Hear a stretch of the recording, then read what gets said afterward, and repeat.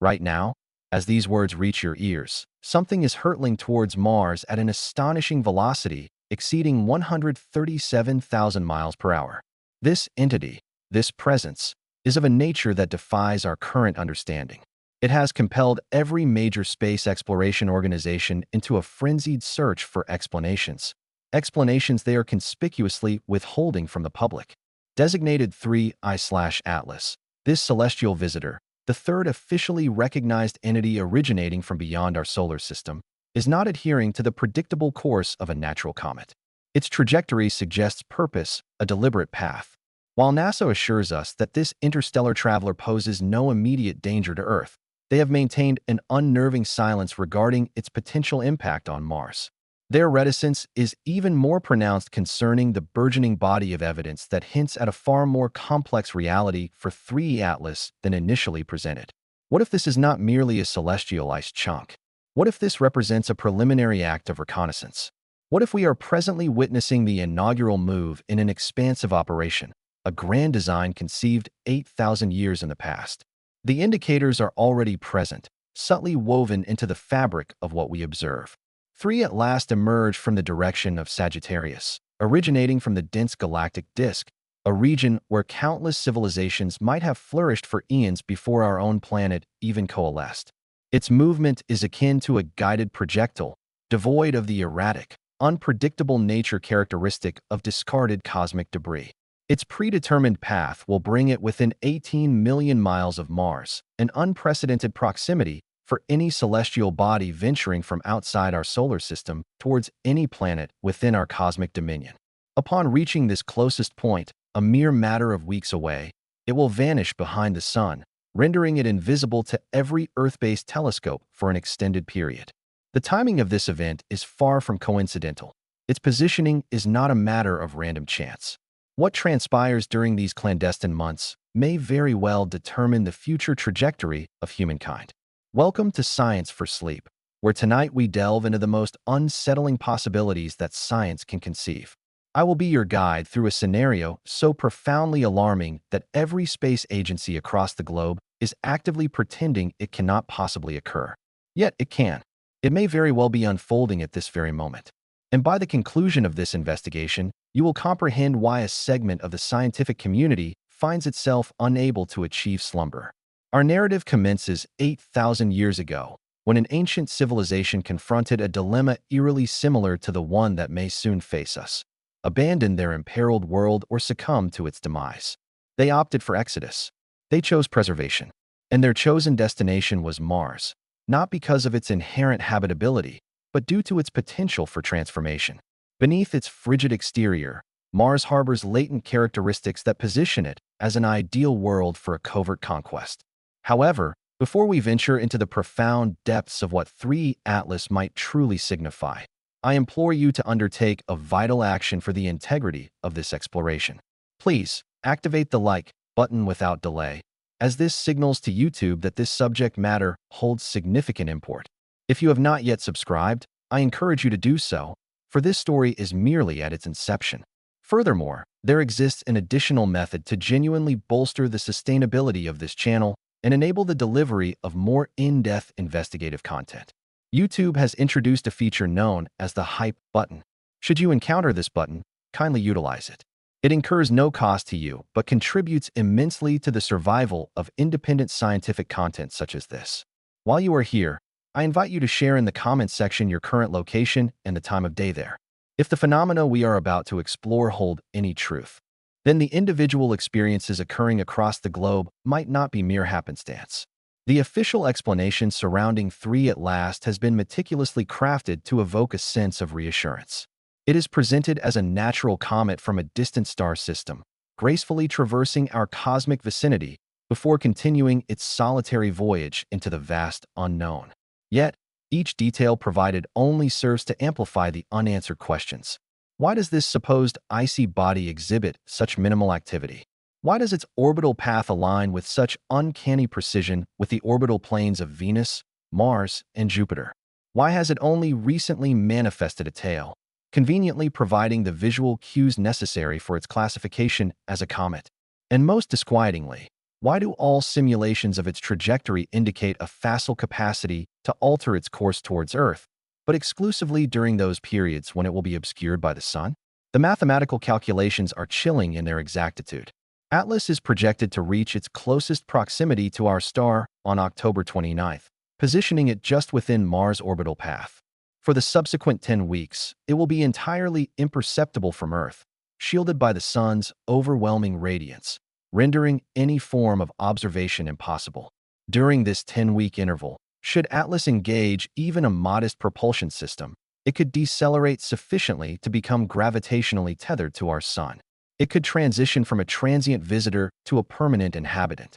Once this occurs, the prospect of reaching Earth shifts from a mere possibility to an inevitability. The underlying physics of this maneuver are elegantly straightforward. It is known as a solar gravity assist, wherein a spacecraft utilizes its engines at the point of closest approach to a star to maximize a change in velocity. Any civilization possessing the capacity for interstellar travel would undoubtedly be privy to this technique. They would incorporate it into their strategic planning. They would employ it, and they would orchestrate its execution precisely when their intended target species would be incapable of observing their actions. But why Mars? If the ultimate objective is invasion or colonization, why not proceed directly to Earth? The answer lies within the discoveries pertaining to Mars made in recent years, revelations that have fundamentally reshaped our comprehension of that celestial body. Mars is not the desolate, frozen expanse we once believed it to be. It is a slumbering giant, intricately laced with expansive subterranean chambers, replenished with liquid water, and teeming with the potential for life. In essence, it represents the ideal locale for establishing a clandestine operational stronghold. Recent seismic data transmitted by NASA's InSight lander has unequivocally demonstrated the presence of colossal subterranean reservoirs of liquid water on Mars. This water volume surpasses that contained within all of Earth's oceans combined. This liquid resides within vast caverns and interconnected tunnel systems extending for thousands of miles beneath the Martian surface. The subterranean temperature remains stable, atmospheric pressure is within manageable limits, and the environment is completely shielded from the destructive radiation that relentlessly bombards the surface. It is, quite literally, a pre-existing subterranean civilization awaiting its inhabitants. However, the true terror lies in this discovery. Mathematical models indicate that these subterranean aqueous systems possess the capacity to sustain not merely microbial life, but complex ecological networks. They could facilitate manufacturing processes. They could support immense populations. They could accommodate the infrastructure necessary for launching an assault on Earth. And all of this could transpire entirely undetected by our orbital surveillance, concealed beneath miles of rock and ice. If you were an ancient civilization fleeing a world on the brink of collapse, possessing the technology for interstellar transit, and in search of a new operational nexus, Mars would present itself as the evident selection, not due to its surface characteristics, but rather for its latent subterranean potential. The pertinent inquiry is not whether Mars could conceal an extraterrestrial civilization, but rather whether it already does. The evidence has been accumulating for decades, subtly embedded within the daily data streams we receive from Mars. Unaccounted seismic activity exhibiting patterns too systematic to be natural. Atmospheric methane exhibiting an intermittent presence and disappearance, suggesting active production and consumption. Magnetic anomalies that migrate and shift as if a substantial entity were repositioning itself beneath the surface. Most unsettlingly, infrared signatures revealing heat sources situated far below the surface in regions where no geological process should be generating such warmth. NASA offers explanations for all of these phenomena, explanations that appear plausible until subjected to rigorous scrutiny. They attribute the seismic patterns to thermal expansion and contraction, conveniently overlooking the discrepancy between their timing and the observed temperature cycles. They attribute the methane emissions to seasonal release from frozen reserves, despite the fact that the pattern of release suggests intentionality rather than random occurrence. They dismiss the magnetic anomalies as mere measurement errors, notwithstanding the consistent detection of these same movements by multiple instruments aboard different spacecraft. The thermal signatures are perhaps the most compelling. Deep within the Martian crust, in caverns that should be permanently frozen, instruments detect temperatures sufficiently elevated to sustain liquid water to support life, and to power advanced technology. The official rationale cites geothermal activity, yet Mars has been geologically dormant for billions of years. There exists no known source for the heat generating these signatures, unless that source is artificial. Unless something beneath the surface is actively generating power, maintaining life support systems, and preparing for the subsequent phase of an operation initiated millennia ago. This is precisely where the timeline becomes critically important, as the arrival of Atlas is not a random occurrence. It signifies the culmination of a meticulously planned initiative that has been in motion for thousands of years, an undertaking that demanded immense patience, foresight, and impeccable timing, a plan now entering its terminal stage. 8,000 years ago, as human civilization was just beginning to cultivate the land, an ancient race confronted the imminent demise of their home world. Perhaps their star was fading, their planet's atmosphere was disintegrating, or their resources were irrevocably depleted. Whatever the catalyst, they faced a stark choice: perish with their planet or seek refuge elsewhere. They chose survival. They elected to become cosmic refugees, and they designated Mars as their temporary haven while they strategized the conquest of Earth. But why the extended waiting period of 8,000 years? Why not launch an immediate offensive? The answer reveals a level of strategic acumen that should profoundly alarm every inhabitant of Earth. They deferred their actions because they required Earth to advance technologically. They needed us to construct the infrastructure that would render conquest a worthwhile endeavor. They anticipated our development into a population numbering in the billions, potential laborers, warriors, or subjects. Most crucially, they awaited our technological ascent to a point where we would be capable of detecting their arrival, for the final act of their plan necessitates our involvement. Consider this from a logical standpoint. An advanced civilization capable of interstellar travel could have subjugated a nascent Earth at any point within the preceding 8 millennia. They could have effortlessly eradicated early humanity, claimed the planet, and subsequently terraformed it to suit their needs. However, this would have resulted in an unpopulated world. Instead, they chose to observe. They watched. They permitted us to advance our scientific understanding, our technological capabilities, and our industrial output. They allowed us to construct cities, deploy satellites, and establish space programs. They facilitated our progression to a stage where we could serve their ultimate objectives. And now, as Atlas surges towards Mars, those objectives are on the verge of revelation. The initial clue is embedded within its trajectory. Atlas is not merely proceeding towards Mars in a haphazard manner. Its course has been meticulously calculated to coincide with an optimal moment for a propulsive deceleration maneuver, precisely when Earth's observational capacities will be compromised by solar conjunction. This is not fortuitous. It is not accidental. This is the product of precise planning by an intelligence that comprehends our technology and our limitations with greater acuity than we do ourselves. The subsequent clue pertains to the object's composition and observed behavior. Despite its classification as a comet, Atlas exhibits none of the erratic, tumbling motion typical of natural cosmic bodies. It maintains a stable orientation, indicative of active control. Its surface reflectivity is incongruous with that of a comet, appearing excessively metallic and remarkably consistent. Most significantly, it developed a discernible tail only recently, conveniently providing the necessary evidence for its classification as a natural phenomenon, just as public attention began to focus on its anomalous characteristics. The third indicator lies in the reaction of space agencies globally. While publicly proclaiming that Atlas poses no threat, numerous nations have quietly commenced the augmentation of their planetary defense protocols. Deep space tracking networks have been reconfigured to sustain observation of the object for the maximum possible duration.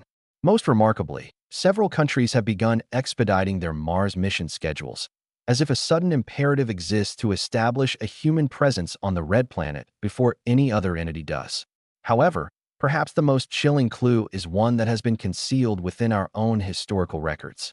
Throughout human history, periodic accounts of peculiar phenomena associated with Mars have surfaced. Ancient cultures often depicted the red planet as a source of conflict and warfare, yet also as a repository of wisdom and advanced knowledge. Medieval astronomers documented observations of luminous phenomena and discernible structures on the Martian surface, which subsequently vanished upon closer examination.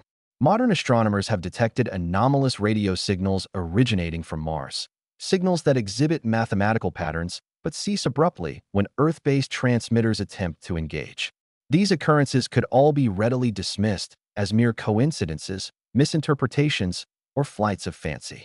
That is, unless they represent a sequential pattern of communication attempts, escalating in boldness as human technology progressed, thereby preparing us for a moment when direct contact would cease to be an option.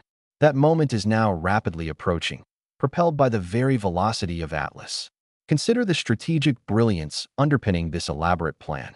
An ancient civilization establishes a hidden sanctuary on Mars, exploiting the planet's extensive subterranean network to maintain an undetectable presence. They endure for millennia, observing Earth's development, acquiring our languages, studying our psychological makeup, and identifying our vulnerabilities. Periodically, they initiate contact, testing our readiness and assessing our response capabilities. Finally, when Earth has achieved the requisite level of technological sophistication, they dispatch their definitive signal. Atlas is not an instrument of invasion. It is a signal. It is a message that cannot be disregarded, misinterpreted, or dismissed. A message unequivocally stating, "We have been observed, evaluated, and deemed prepared for the subsequent phase." The phase wherein humanity will discover that it is not alone, and indeed never has been.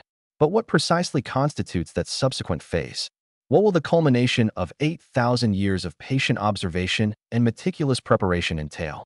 The answer hinges upon the conclusions reached by the observers regarding humanity, and the available evidence strongly suggests that their decision is not one that bodes well for human autonomy. Throughout recorded history, advanced civilizations have encountered less developed ones with predictable outcomes. The advanced entity seizes what it requires, imposes its dominion, and reshapes the less developed society to serve its own objectives. This often manifests through direct conquest, cultural assimilation, or economic subjugation, but the fundamental dynamic remains consistent. The vast disparity in power renders resistance futile, and cooperation becomes the sole viable pathway to survival. We are on the precipice of assuming the role of the less developed civilization in this scenario. The indicators of this preparatory phase are already perceptible to those possessing the discernment to recognize them. In recent years, there has been an unprecedented surge in reported UFO sightings, accompanied by official acknowledgments of unidentified aerial phenomena. Governments that spent decades vehemently denying the existence of such objects are now admitting their reality, releasing visual evidence, and establishing formal investigative bodies.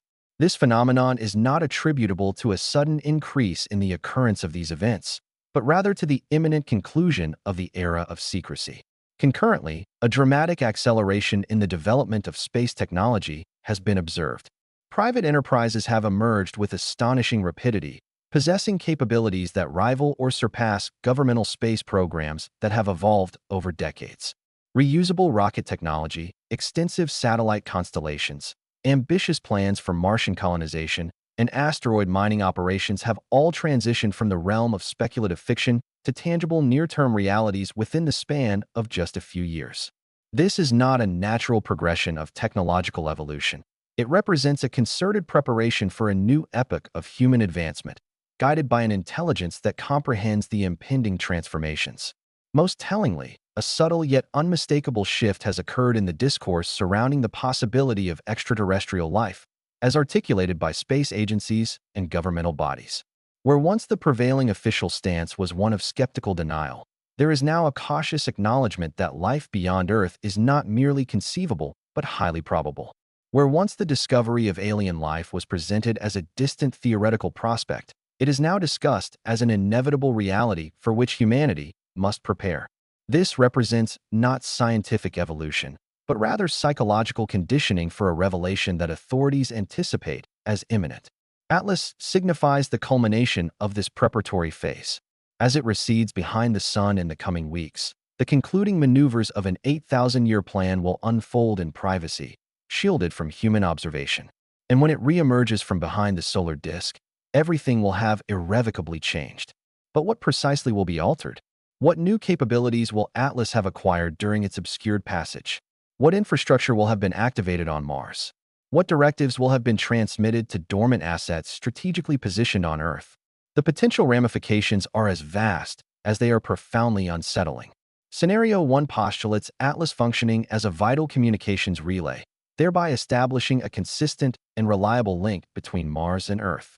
For the entirety of 8,000 years, the Martian base has operated in isolation, diligently gathering intelligence, but hampered by the immense distances and inherent transmission delays that preclude direct coordination with Earth-based assets. Atlas, strategically positioned between these two celestial bodies, could serve as a real-time communication nexus, facilitating instantaneous synchronization of activities throughout the solar system. The implications of such a development are staggering.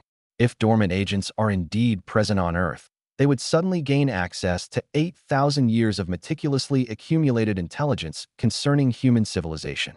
They would possess an intimate understanding of our vulnerabilities, our resource reserves, our critical infrastructure, and our hierarchical leadership structures with flawless precision. They would be capable of orchestrating their actions with exact timing, targeting multiple objectives simultaneously in a manner designed to maximize disruption and minimize our capacity for effective retaliation.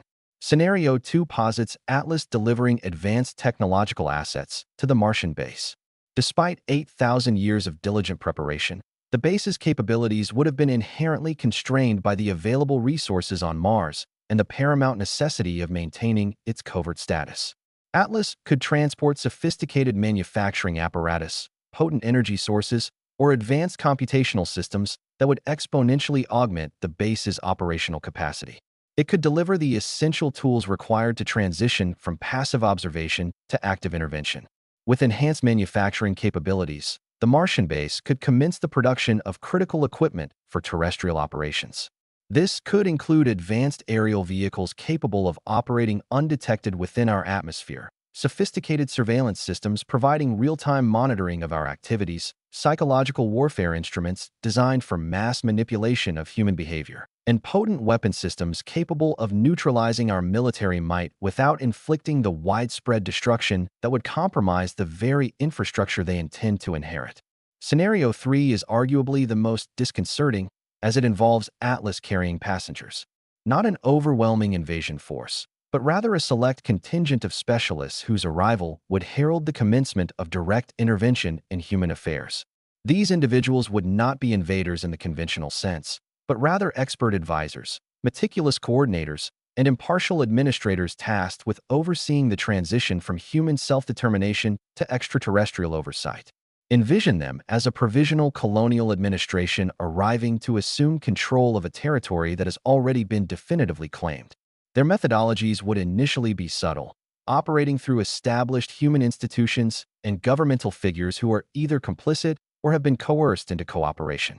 They would not publicly announce their presence or demand immediate capitulation. Instead, they would begin to systematically reconfigure human civilization from within, implementing changes that would appear to originate from human initiative but would, in reality, serve alien objectives.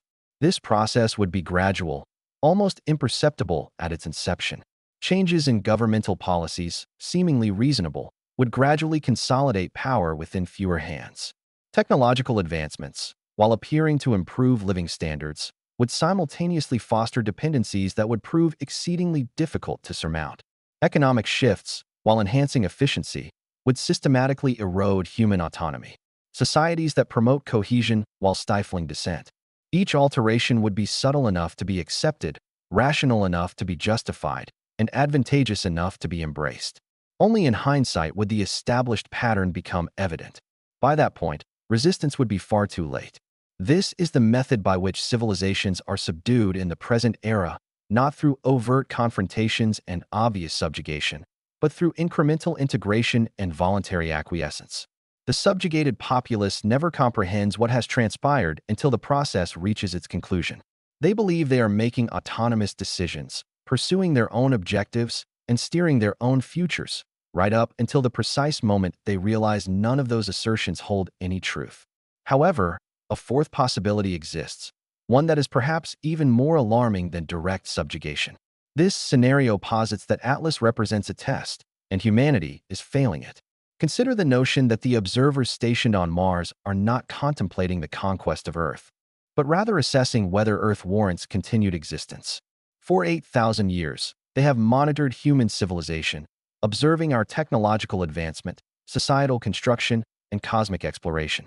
They have witnessed our triumphs and our shortcomings, our capacity for creation and our propensity for destruction. They have been conducting the ultimate psychological experiment, with Atlas serving as the final assessment. The test is conceptually straightforward, yet profoundly consequential. Can humankind, confronted with irrefutable proof of advanced extraterrestrial intelligence, respond with sagacity, solidarity, and benevolent intentions? Or will we react with apprehension, hostility, and self-unnerving panic? Can we demonstrate our worthiness to join a cosmic fellowship? Or will we reveal ourselves to be too perilous to be permitted further development? The evidence strongly suggests we are failing this test spectacularly. Instead of viewing Atlas as an avenue for unparalleled scientific revelation and potential communion with alien intellects, we are treating it as a menace to be scrutinized and potentially confronted. Rather than uniting as a species to prepare for the most pivotal juncture in human history, we remain fragmented by nationalism, ideological divides, and competing agendas. Instead of exhibiting our peaceful aspirations and thirst for knowledge, we are covertly developing weaponry and defensive infrastructures. Most damningly, instead of being forthright with our own populace regarding the true significance of Atlas, our leaders maintain the facade that it is merely a natural celestial event, denying their citizens the opportunity to participate in the most crucial decision our species will ever confront. This is not the conduct of a species prepared for galactic citizenship. This is the behavior of a species that imperils itself and others. And if the Watchers on Mars have concluded that humanity cannot be entrusted with advanced technologies and interstellar transit capabilities, then Atlas may signify not an initial encounter, but a final judgment. The execution of that judgment would be both swift and absolute. A civilization capable of interstellar travel would face no impediment in eradicating human civilization if they deemed it requisite. They would have no need for troop deployments or armed conflicts. They could simply alter the trajectory of a few asteroids, unleash targeted pathogens, or destabilize our technological networks, leading to the collapse of industrial society. Within a few generations, Earth would be prepared for new occupants, and the failed experiment of human civilization would be reduced to a mere footnote in cosmic history. Nevertheless, there may still be time to alter this outcome. Perhaps the test is not yet concluded, and our reaction to Atlas in the ensuing weeks will determine whether humanity possesses a future amongst the stars or no future at all. The crucial element lies in comprehending what the Watchers are genuinely seeking. What attributes would a sophisticated civilization value in a prospective cosmic neighbor? What behaviors would they wish to observe from a species on the precipice of interstellar capability? What would persuade them that humanity deserves to endure and flourish, rather than be eradicated as a threat? The answers are not what most individuals would anticipate. Advanced civilizations would not be impressed by our military might, our economic frameworks, or our technological achievements. These are all rudimentary accomplishments from a cosmic viewpoint. What they would seek are indications of wisdom, maturity, and the capacity to contemplate beyond immediate self-interest. They would desire to witness evidence that humanity can unite when confronted with existential predicaments, rather than splintering into rival factions. They would want to see that we approach the unknown with inquisitiveness rather than dread, with openness rather than suspicion. They would wish to observe that we can consider the long-term ramifications of our actions, rather than concentrating solely on immediate gains. Most importantly, they would want to ascertain that we can accept guidance and instruction from more advanced beings without feeling menaced or diminished. They would wish to know that we can be learners rather than dominators, partners rather than rivals, contributors rather than consumers. Unfortunately, our response to Atlas thus far suggests we possess few of these qualities, but it is not too late to alter our course. It is not too late to demonstrate that humanity is capable of wisdom when confronted with the ultimate trial. The opportunity will arise when Atlas emerges from behind the sun, revealed in whatever form it will assume after those concealed months of metamorphosis. How we react in that singular moment will dictate all subsequent events. Will we greet it with raised weaponry and demands for capitulation? Or will we approach it with extended hands and inquiries for knowledge? Will we insist on managing the situation through military and governmental channels, excluding the majority of humanity from participating in the most significant discourse our species has ever engaged in? Or will we acknowledge that this moment belongs to all of humanity and ensure that every voice is heard in determining our response. Will we approach the initial contact as a peril to be neutralized, a resource to be exploited, or a competition to be won? Or will we approach it as an occasion to learn, to mature, and to assume our rightful place within a larger community of sentient beings? The choice remains ours to make, but the window for making it is rapidly shrinking, measured now in weeks rather than years or decades, and the repercussions of choosing incorrectly may be final and irreversible. This is precisely why the narrative of Atlas carries significance far beyond scientific curiosity or mere entertainment. This is why every human being needs to grasp what is approaching and what it might signify. Because if the scenario we have been examining is accurate, if Atlas genuinely represents the initial contact with an intelligence that has been observing us for millennia, then the response we render in the coming weeks will determine whether human civilization possesses a future worth cherishing. The Watchers on Mars, assuming their existence, are not driven by a desire to annihilate us for the sake of destruction. They are concerned with ascertaining whether we merit survival and evolution, or whether we constitute a danger that must be contained before it can proliferate beyond Earth. They have dedicated 8,000 years to this evaluation. They will not arrive at their final determination casually or hastily. However, they will make it, and when they do, we will discover whether humanity's protracted adolescence concludes with promotion to galactic citizenship or with something far more definitive. The indicators of that decision may already be manifesting in ways we do not yet perceive. Peculiar atmospheric phenomena suggesting advanced propulsion systems, unexplained power failures and communication disruptions that could point to technological interference, unusual animal behaviors that might reflect environmental shifts imperceptible to human senses, psychological effects reported by individuals worldwide that could represent the nascent stages of mass contact preparation. Alternatively, these could all be mere coincidences, natural occurrences, and the products of overactive imaginations influenced by an excess of science fiction. The truth is that we will not know with certainty until the moment of revelation occurs. And by then, our destiny will have already been sealed by actions we are presently undertaking in ignorance of their true import. This very uncertainty is a component of the test. How do we conduct ourselves when we cannot be certain whether our actions hold weight or whether we are alone in the universe? Do we opt for optimism or apprehension? Do we prepare for the most favorable outcome or the most adverse? Do we endeavor to prove ourselves deserving of contact with advanced intelligence? Or do we presume that such contact will invariably be hostile? The resolutions we provide to these inquiries, both individually and collectively, may constitute the most critical decisions our species has ever made. Because if there are watchers on Mars, if Atlas genuinely represents their final communique before revealing themselves, then they are observing our responses. They are evaluating whether we exhibit the qualities that would render us valuable members of a cosmic community, or whether we confirm their suspicions that humanity is too hazardous to be permitted further development. And time is of the essence. With each passing day, Atlas hurtles closer to its rendezvous with Mars and its concealed observers. With each passing day, the opportunity to demonstrate human wisdom and maturity diminishes.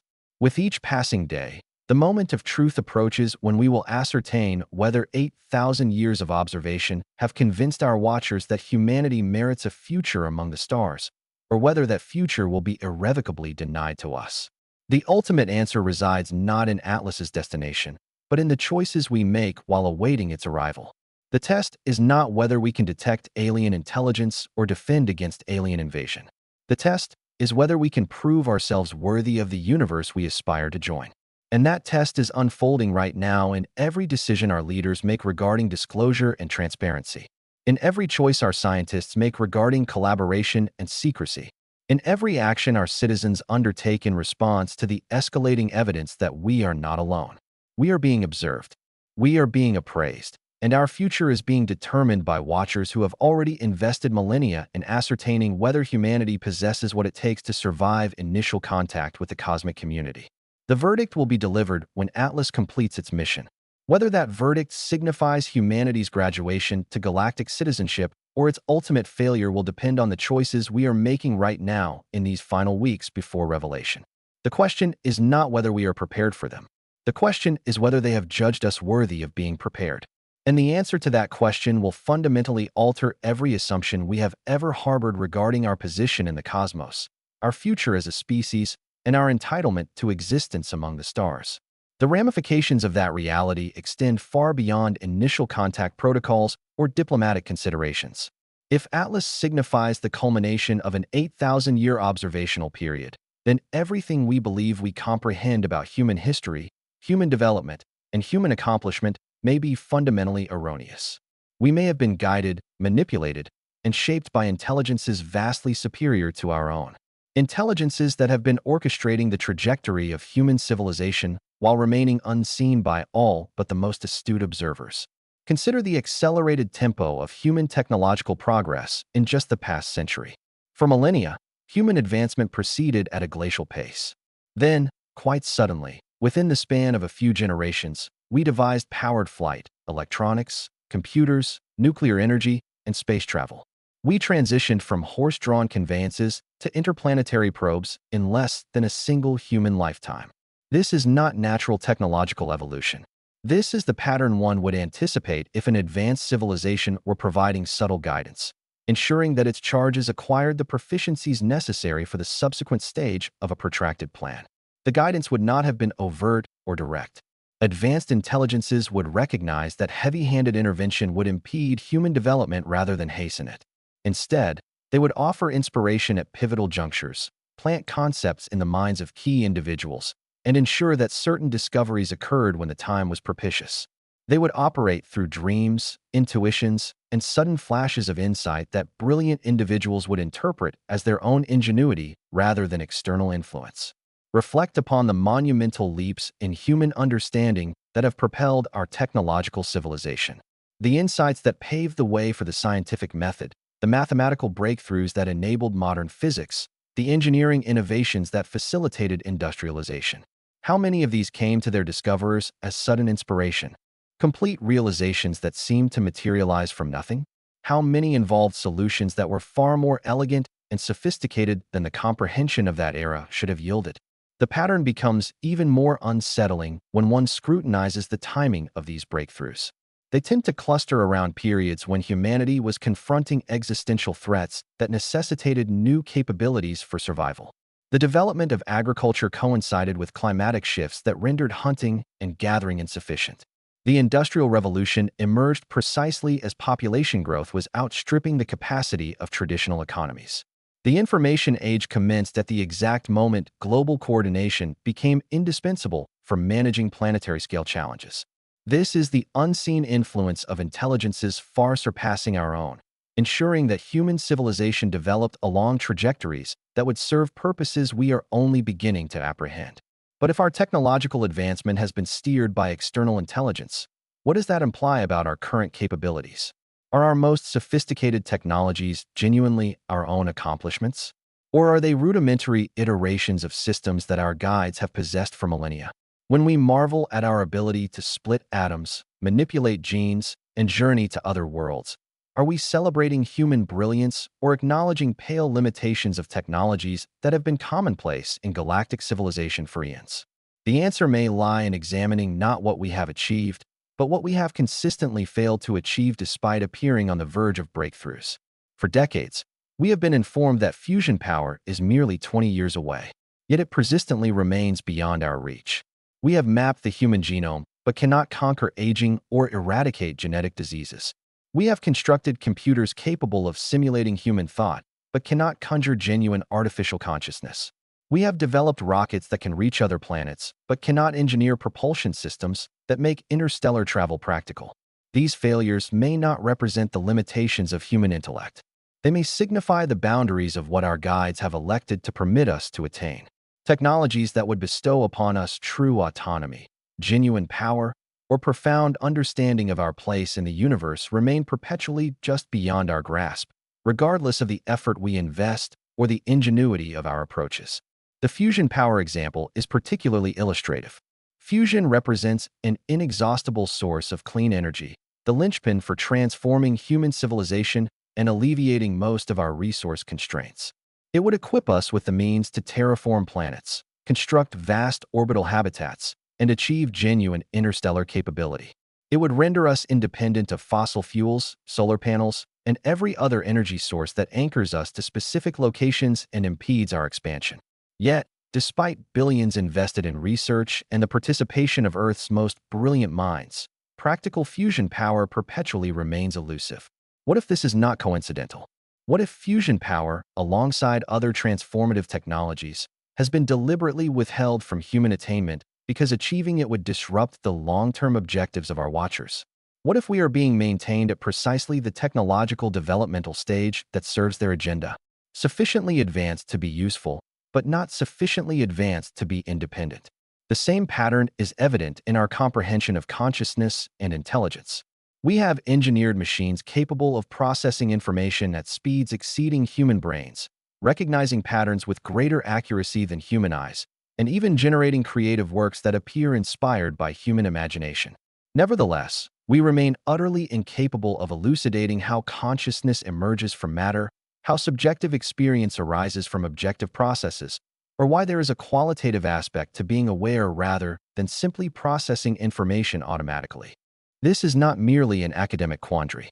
Understanding consciousness is paramount to grasping what renders sentient beings valuable, what rights they possess, and how they ought to be treated by other sentient beings.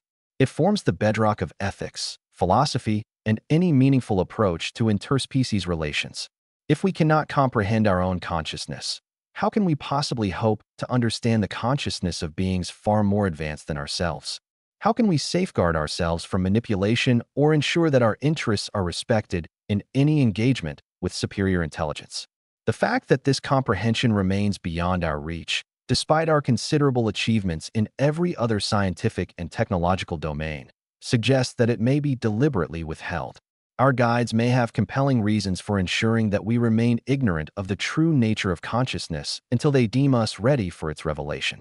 And that revelation may prove far more disquieting than we can currently fathom, because consciousness might not be what we conceive it to be. Our assumption that awareness is generated by brains, that intelligence emerges from neural networks, and that subjective experience is an inevitable consequence of sufficient complexity may be entirely erroneous. Consciousness may be something that exists independently of physical matter, something that can be transferred, modified, or controlled by technologies that we cannot even conceive. And if that is the case, then the implications for human freedom and autonomy are profoundly disturbing. Consider the possibility that consciousness is more akin to software than hardware, something that operates on physical brains but is not confined to them. Advanced civilizations might have developed the capacity to copy, transfer, and modify consciousness in the same manner we copy, transfer, and modify computer programs. They might possess the ability to create backups of an individual's entire subjective experience, edit out undesirable memories or behaviors, and then restore the modified consciousness to the original body or transfer it to an entirely different one.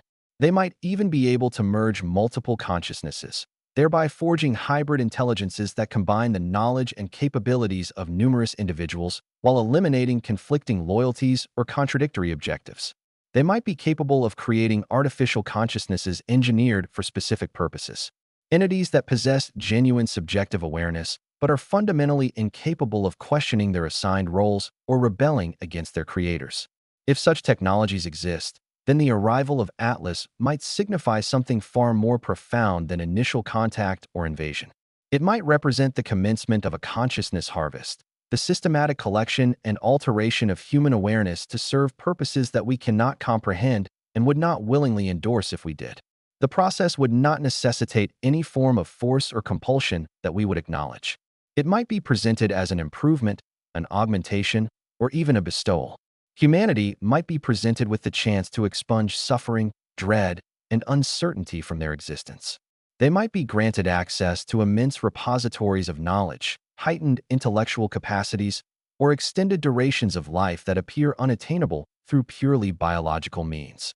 They might be promised a confluence with a cosmic collective of intellects, an ascent beyond individual constraints, or involvement in undertakings that dwarf any human accomplishment.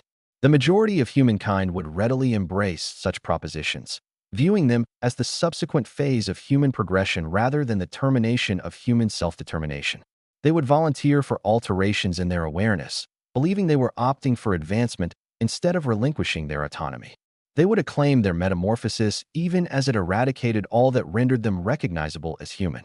And those who demurred, those who favored the limitations and unpredictability of unmodified human consciousness, they would find themselves increasingly marginalized in a world where augmented humans possessed faculties they could not emulate and comprehended concepts they could not fathom.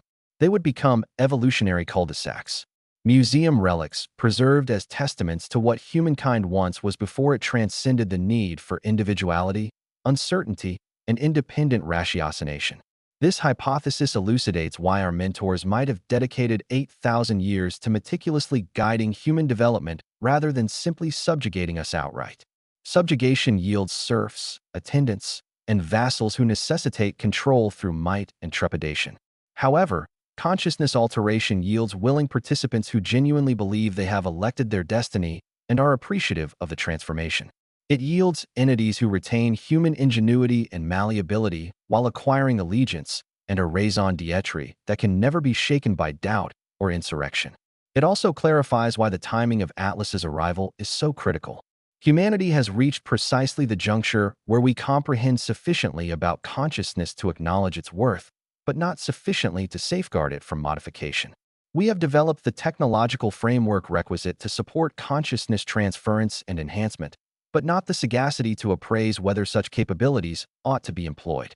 We have attained the population density and global interconnectedness requisite to render consciousness harvesting efficient, but not the concord and leadership requisite to orchestrate resistance. We are, in essence, perfectly primed for the harvest, and Atlas may be arriving to proclaim that the season for reaping has arrived. The mechanisms of consciousness harvesting would be elegantly straightforward from the vantage point of an advanced civilization. They would not be compelled to modify every human individually or by duress. They would merely need to extend the technology to a small fraction of the populace, then permit human disposition to propel adoption. Enhanced humans would possess such evident advantages over unmodified ones. The pressure to compete would ultimately compel everyone to elect modification or obsolescence. The process would commence with volunteers, individuals confronting terminal illnesses, debilitating injuries, or severe psychological afflictions.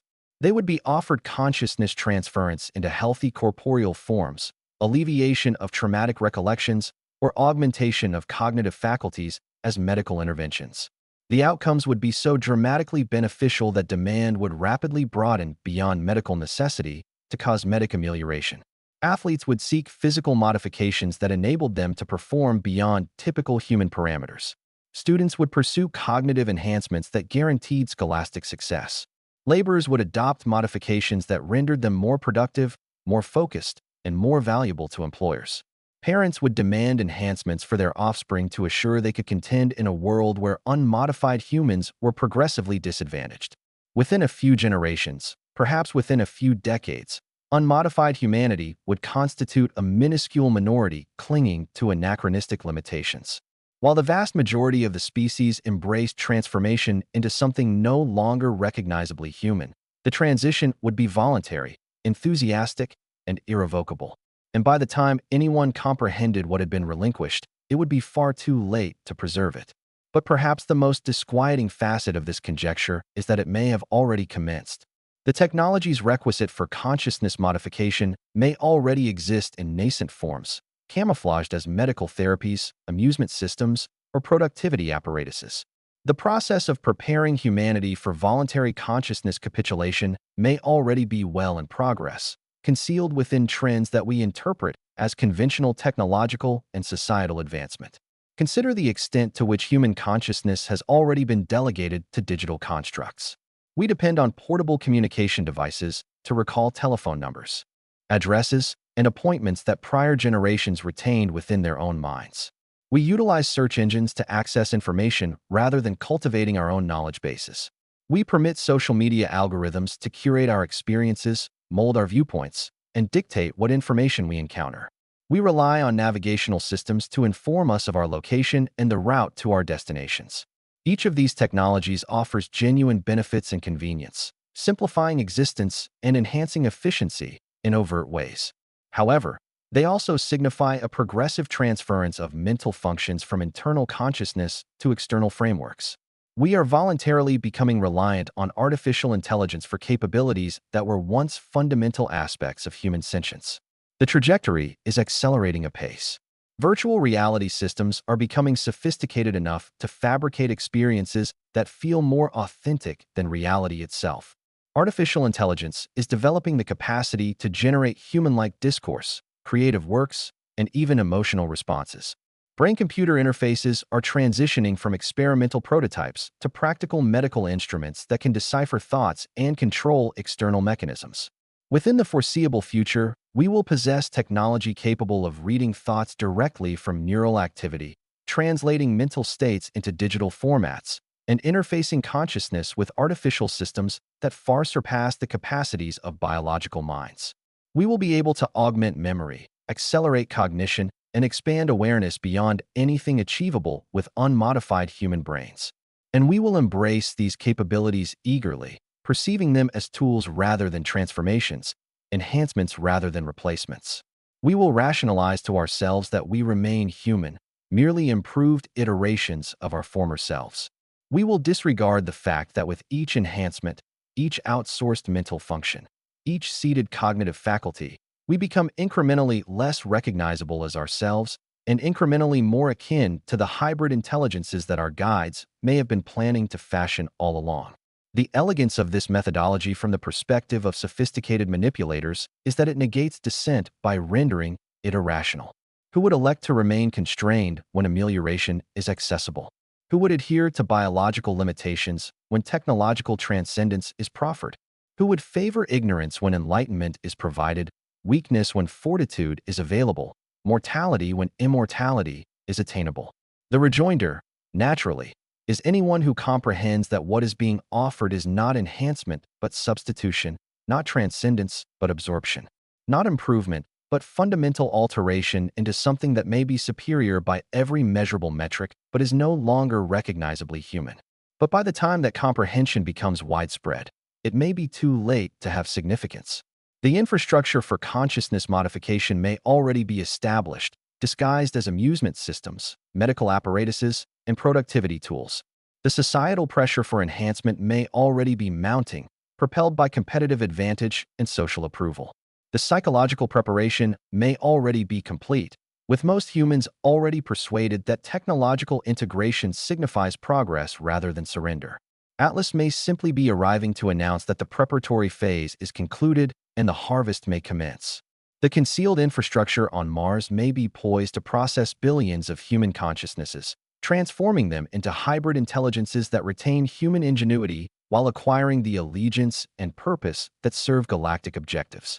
The 8,000-year plan may be entering its terminal stage, with humanity willingly embarking on a transformation that will preserve all that we cherish about human consciousness while eradicating all that renders us independent, unpredictable, and potentially perilous to galactic stability. And we will extend our gratitude to them for the opportunity. We will celebrate our transcendence. We will eagerly embrace our metamorphosis into being superior to humans in every respect, save the most crucial one: the way that renders us uniquely, irrecoverably, recognizably ourselves. The question that persists is whether this transformation constitutes evolution or annihilation. Whether the hybrid intelligences that emerge from consciousness modification will be advanced humans or something entirely distinct, wearing human recollections as borrowed attire.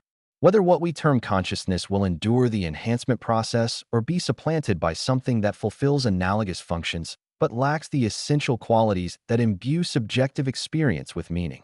The answer may hinge upon factors that we cannot presently comprehend or evaluate.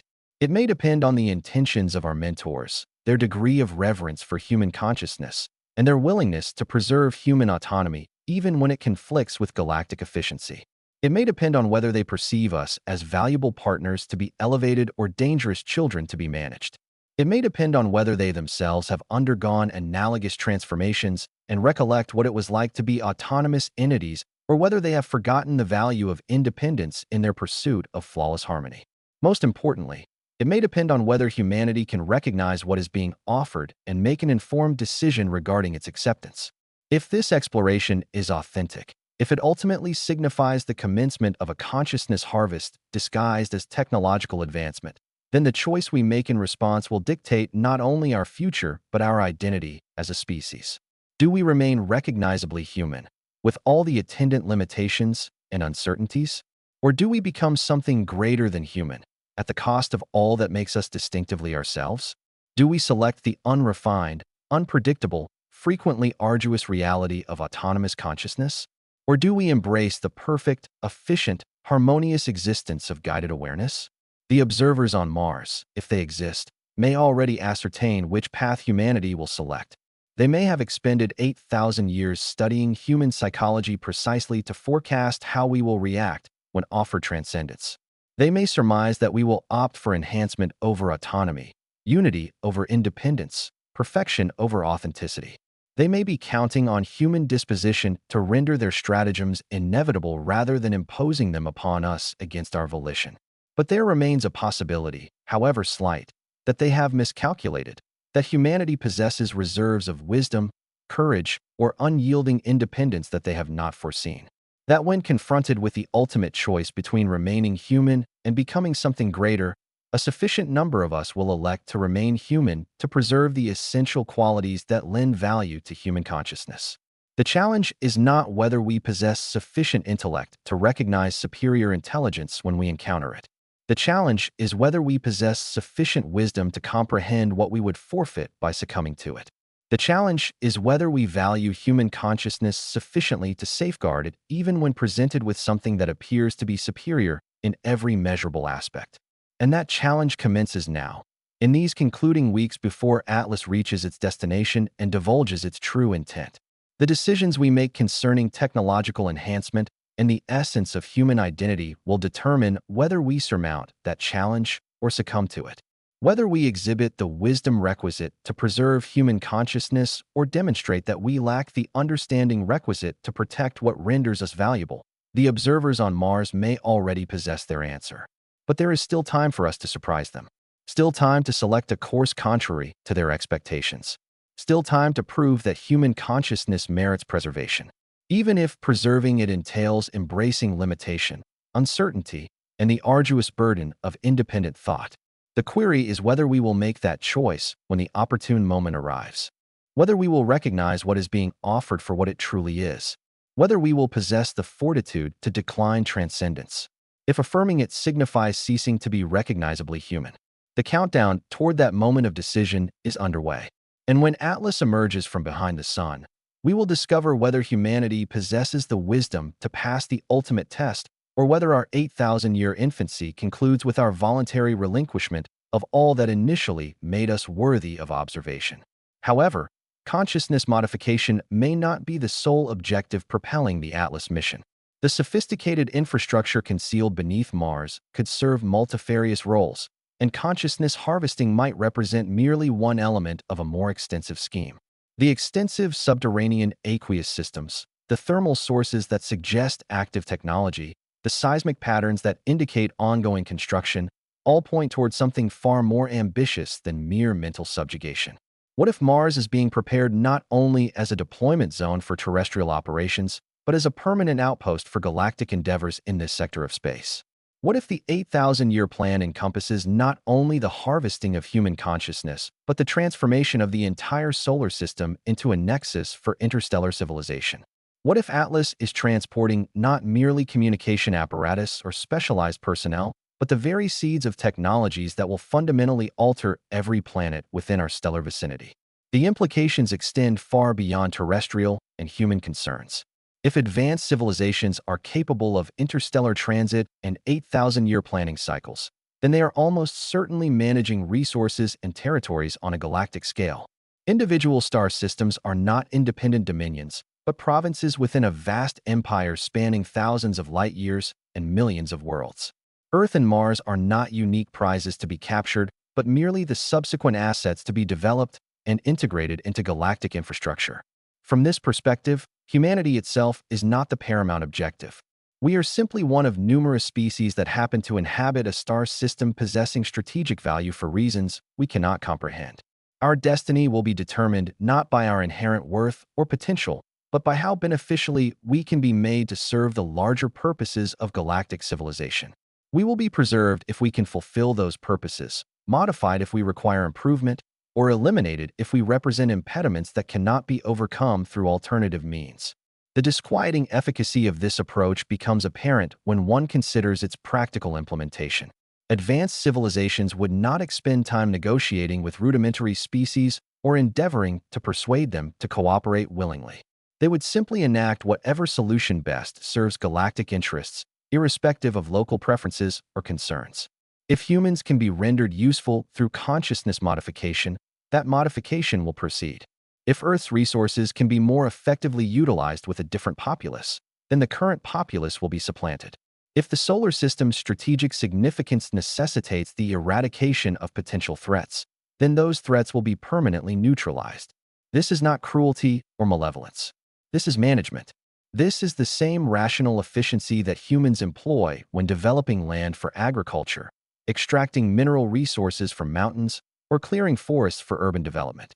We do not consider the preferences of the trees, the rights of the rocks, or the opinions of the original inhabitants. We simply implement whatever solution most effectively serves our objectives. Advanced galactic civilizations would approach human concerns with the same dispassionate practicality. And yet, there may be hope even within this terrifying scenario. Because if galactic civilization has endured and flourished for millions of years across thousands of star systems, then it has almost certainly developed principles and practices for managing rudimentary species that balance efficiency with stability. Unnecessary destruction engenders complications. Excessive brutality incites resistance. Complete annihilation of local populations squanders potentially valuable resources. Intelligent management involves preserving what is useful while eliminating what is problematic. It involves devising methods to integrate local populations into galactic systems while maintaining the stability and efficiency that render galactic civilization feasible. It involves transformation rather than destruction, assimilation rather than genocide, controlled evolution rather than random alteration. The pivotal insight is that advanced galactic management systems would have encountered this situation thousands of times previously. They would have formulated sophisticated protocols for interacting with species like humanity, refined through millennia of experience across countless worlds. They would know precisely how to initiate first contact to minimize resistance, how to offer enhancements that appear advantageous while serving galactic objectives, and how to orchestrate the transition from primitive independence to galactic integration. Atlas represents the execution of those proven protocols. The 8,000-year observation period was not unique to humanity, but represented standard procedure for evaluating novel species. The gradual technological guidance was not preferential treatment, but routine preparation for integration. The consciousness modification technologies being offered are not experimental, but thoroughly validated solutions that have been successfully applied to hundreds of other species. We are not experiencing something unprecedented. We are experiencing something that has become commonplace for galactic civilizations. The only aspect unique to our situation is our perspective as the species being integrated rather than the civilization undertaking the integration. This realization should be simultaneously terrifying and reassuring. Terrifying because it implies our fate was determined long before Atlas was ever launched, based on criteria and considerations that we cannot influence or even comprehend. Reassuring because it suggests the process has been perfected to minimize gratuitous suffering and maximize successful outcomes. Galactic civilization presumably desires our successful integration. They wish for the process to unfold smoothly, efficiently, and permanently. They aim to preserve whatever is valuable about humanity while eradicating whatever is problematic. They aspire to create hybrid intelligences that meld human ingenuity with galactic allegiance, human adaptability with galactic purpose, human consciousness with galactic coordination. The success of this undertaking hinges not on our resistance or cooperation, but on our capacity to adapt to the new reality that integration embodies. The species that prosper following galactic contact are not necessarily those that resist most vehemently or capitulate most completely. Those that manage to retain their core essence while embracing the necessary changes for galactic coexistence are the ones who will truly thrive. Humanity's pivotal challenge lies in discerning which facets of our collective consciousness and inherent nature are truly worth preserving and then actively defending them. As we assimilate the transformations demanded by galactic integration, we cannot halt the inevitable metamorphosis. However, We might possess the capacity to subtly guide the direction of this change and determine which elements of humanity endure the process. This undertaking necessitates a level of sagacity and strategic foresight our species has seldom displayed. It compels us to differentiate between indispensable human attributes requiring safeguarding and transient human tendencies that can be relinquished without compromising our fundamental identity. It demands that we engage in dialogue with entities whose intellect vastly surpasses our own, while simultaneously preserving sufficient autonomy to protect what is most precious about the human psyche.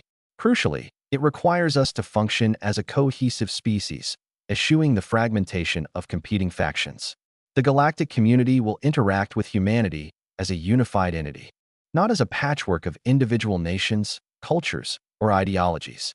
If we approach this integration as rival groups vying for personal advantage, we will be easily manipulated into accepting modifications that serve galactic agendas rather than our own. Conversely, if we can present a united front grounded in shared human values, we stand a chance of negotiating terms that safeguard more of what defines us. The window for achieving this solidarity is rapidly shrinking. When Atlas emerges from its solar obscuration and initiates the final stage of initial contact, humanity must respond with a singular voice, a stark contrast to the discordant clamor of conflicting interests that presently defines our global society. We will require leaders capable of transcending national borders, ideological divides, and fleeting short-term gains. We will need citizens who recognize their paramount identity as human, rather than being confined by the lesser affiliations that currently fragment us. Most daunting of all, we will need the discernment to identify which aspects of the human condition are worthy of defense and which can be surrendered in exchange for galactic membership. Make no mistake, integration will demand sacrifices. We will be unable to sustain every facet of contemporary human society, every cultural tradition, every individual liberty we currently take for granted. The question is not whether alterations will be necessitated, but whether we can influence the nature of these changes and ensure that the most vital components of human consciousness persist through the transformation. The answer to this question will dictate whether humanity emerges from galactic integration as recognizable human beings with augmented abilities or as something entirely alien-clad in human memories. And that answer hinges on the decisions we are making at this very moment. In these concluding weeks before Atlas completes its mission and unveils the full scope of what has been meticulously planned for us, the observers stationed on Mars are assessing not merely our technological prowess or military might, but our wisdom, our unity, and our comprehension of what renders human consciousness valuable enough for preservation. The evidence of ongoing preparations becomes increasingly unsettling when one examines the real-time developments unfolding on Mars as Atlas draws nearer to its destination. Official data from numerous Martian missions reveal activity patterns suggesting that the concealed infrastructure is far from dormant. It is actively preparing for Atlas's arrival. Something deep within Mars is readying itself for company. NASA's InSight lander registered seismic vibrations beneath the Martian surface, exhibiting a regularity that defies natural geological processes. The synchronization of these significant tremors correlates with solar activity, but in a manner inconsistent with conventional planetary geology. Instead, the pattern implies that subterranean systems are drawing power from solar radiation, converting electromagnetic energy into kinetic motion that manifests as rhythmic oscillations far beneath the crust. The implications are profound. If subsurface systems are powered by solar energy, then they have been operational continuously throughout the entire period of our observation of Mars. They have been consuming energy, performing work, and maintaining themselves by leveraging power sources perfectly adequate for sustaining extensive technological infrastructure. Calculations indicate that the energy being harnessed could support manufacturing facilities, life support systems, and computational networks on a scale that would dwarf any human endeavor. But what are they manufacturing? For whom is life support being provided? What kind of information are these computational networks processing? The answers may reside in other anomalies that have been disregarded or conveniently explained away by officials who either fail to grasp their significance or deliberately withhold them from public knowledge. Thermal imaging from orbit reveals heat signatures deep underground that shift and evolve over time. These are not static geological formations, but dynamic systems indicative of active industrial processes. The heat sources appear interconnected by conduits extending for hundreds of miles beneath the Martian surface, forming what can only be described as a subterranean transit network linking colossal installations buried beneath disparate regions of the planet.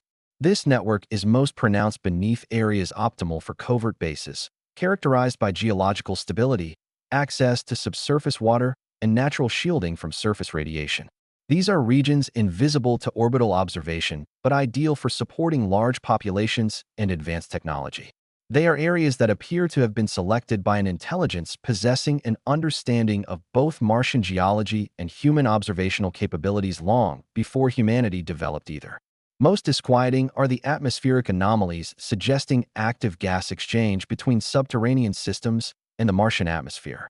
Methane plumes emerge and dissipate in patterns that correlate with the seismic activity and thermal signatures. The methane seems to be generated underground and released through natural fissures that have been engineered to regulate the timing and volume of these emissions. While methane on Mars could signal biological activity, it might also indicate technological processes or a combination of both. On Earth, methane is a byproduct of living organisms, but can also be produced by industrial activities or released from geological deposits. On Mars, where surface-level biological processes are considered improbable, the presence of methane suggests either surviving subterranean life or active underground technology. The patterns of methane release point towards the latter, indicating systems that generate, store, and vent gas according to operational schedules rather than biological rhythms. The gas appears to be deliberately released at times when Earth-based telescopes are least capable of detecting and analyzing it. These releases occur during dust storms, solar conjunction periods, and other junctures when atmospheric conditions hinder accurate measurement. This suggests that whatever is producing the methane is aware of human observational capabilities and is deliberately avoiding detailed scrutiny of the emissions. However, perhaps the most compelling evidence originates from magnetic field measurements that exhibit organized patterns deep beneath the Martian surface. Mars lost its global magnetic field billions of years ago. Yet, localized magnetic anomalies appear and vanish, suggesting active electromagnetic systems operating underground. These anomalies are too ordered and too stable to be natural geological phenomena, yet too dynamic and extensive to be explained by any known human technology. The magnetic patterns suggest the presence of massive electromagnetic installations serving potentially multifaceted purposes. They could function as power generation systems, drawing energy from the solar wind and Martian core dynamics. They might serve as communication arrays, capable of transmitting signals across interstellar distances. They could be manufacturing systems that utilize electromagnetic fields to manipulate matter at the molecular level. They might act as containment systems, creating controlled environments for biological or technological processes unfeasible under natural Martian conditions. Alternatively, they could be preparatory systems designed to activate upon Atlas's arrival, providing any necessary trigger signals, equipment, or personnel to commence the subsequent phase of operations. The timing strongly supports this latter hypothesis. The magnetic anomalies have become more frequent and more organized as Atlas has neared Mars. The seismic activity has escalated in intensity and regularity. The heat signatures have expanded and intensified. The methane releases have become more frequent and precisely timed. All indicators point towards subterranean systems powering up, warming, and preparing for a monumental event. An event necessitating the infrastructure of an entire planet. An event meticulously planned over millennia, now on the cusp of activation. An event poised to reshape not only Mars, but the entire equilibrium of power within the solar system. The sheer magnitude of what may lie hidden beneath Mars becomes apparent when one considers the implications of 8,000 years of continuous construction and preparation. Even with conservative projections of what advanced technology could achieve, 8 millennia of focused endeavor could excavate substantial portions of the planet, construct subterranean metropolises housing millions, and establish manufacturing capabilities eclipsing anything in human experience. The subterranean water reserves alone could sustain populations numbering in the hundreds of millions. The available space could accommodate manufacturing complexes, research facilities, military installations, and administrative centers spanning thousands of square miles.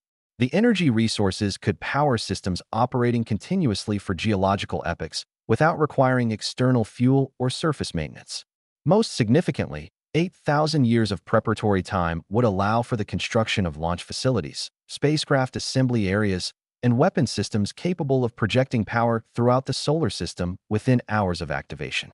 If the infrastructure on Mars has been designed for offensive operations against Earth, then the moment Atlas triggers that activation could mark the point at which human independence becomes irrevocably unattainable.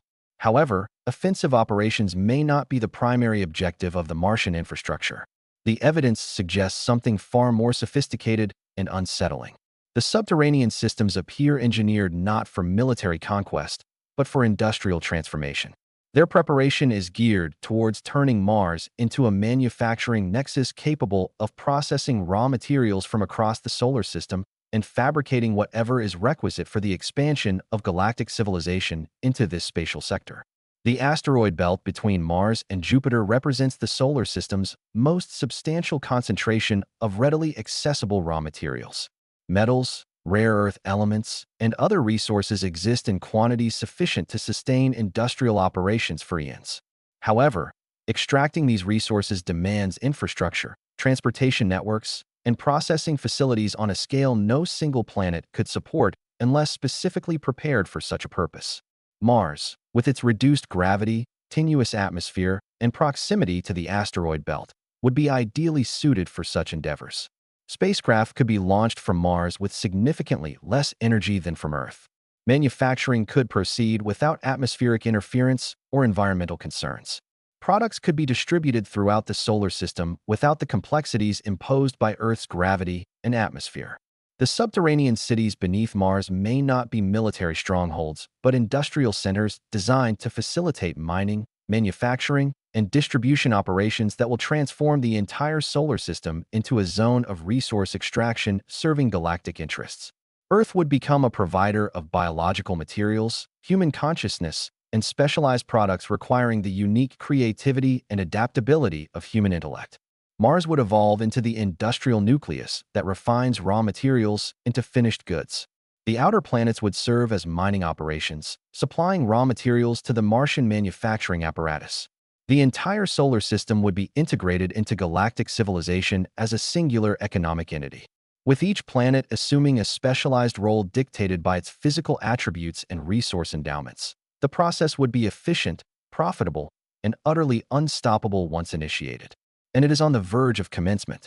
Atlas signifies the arrival of management, the specialists who will orchestrate the activation of infrastructure that has awaited subterranean existence for millennia. They will arrive not as conquerors, but as administrators, assuming control of assets already prepared for their deployment.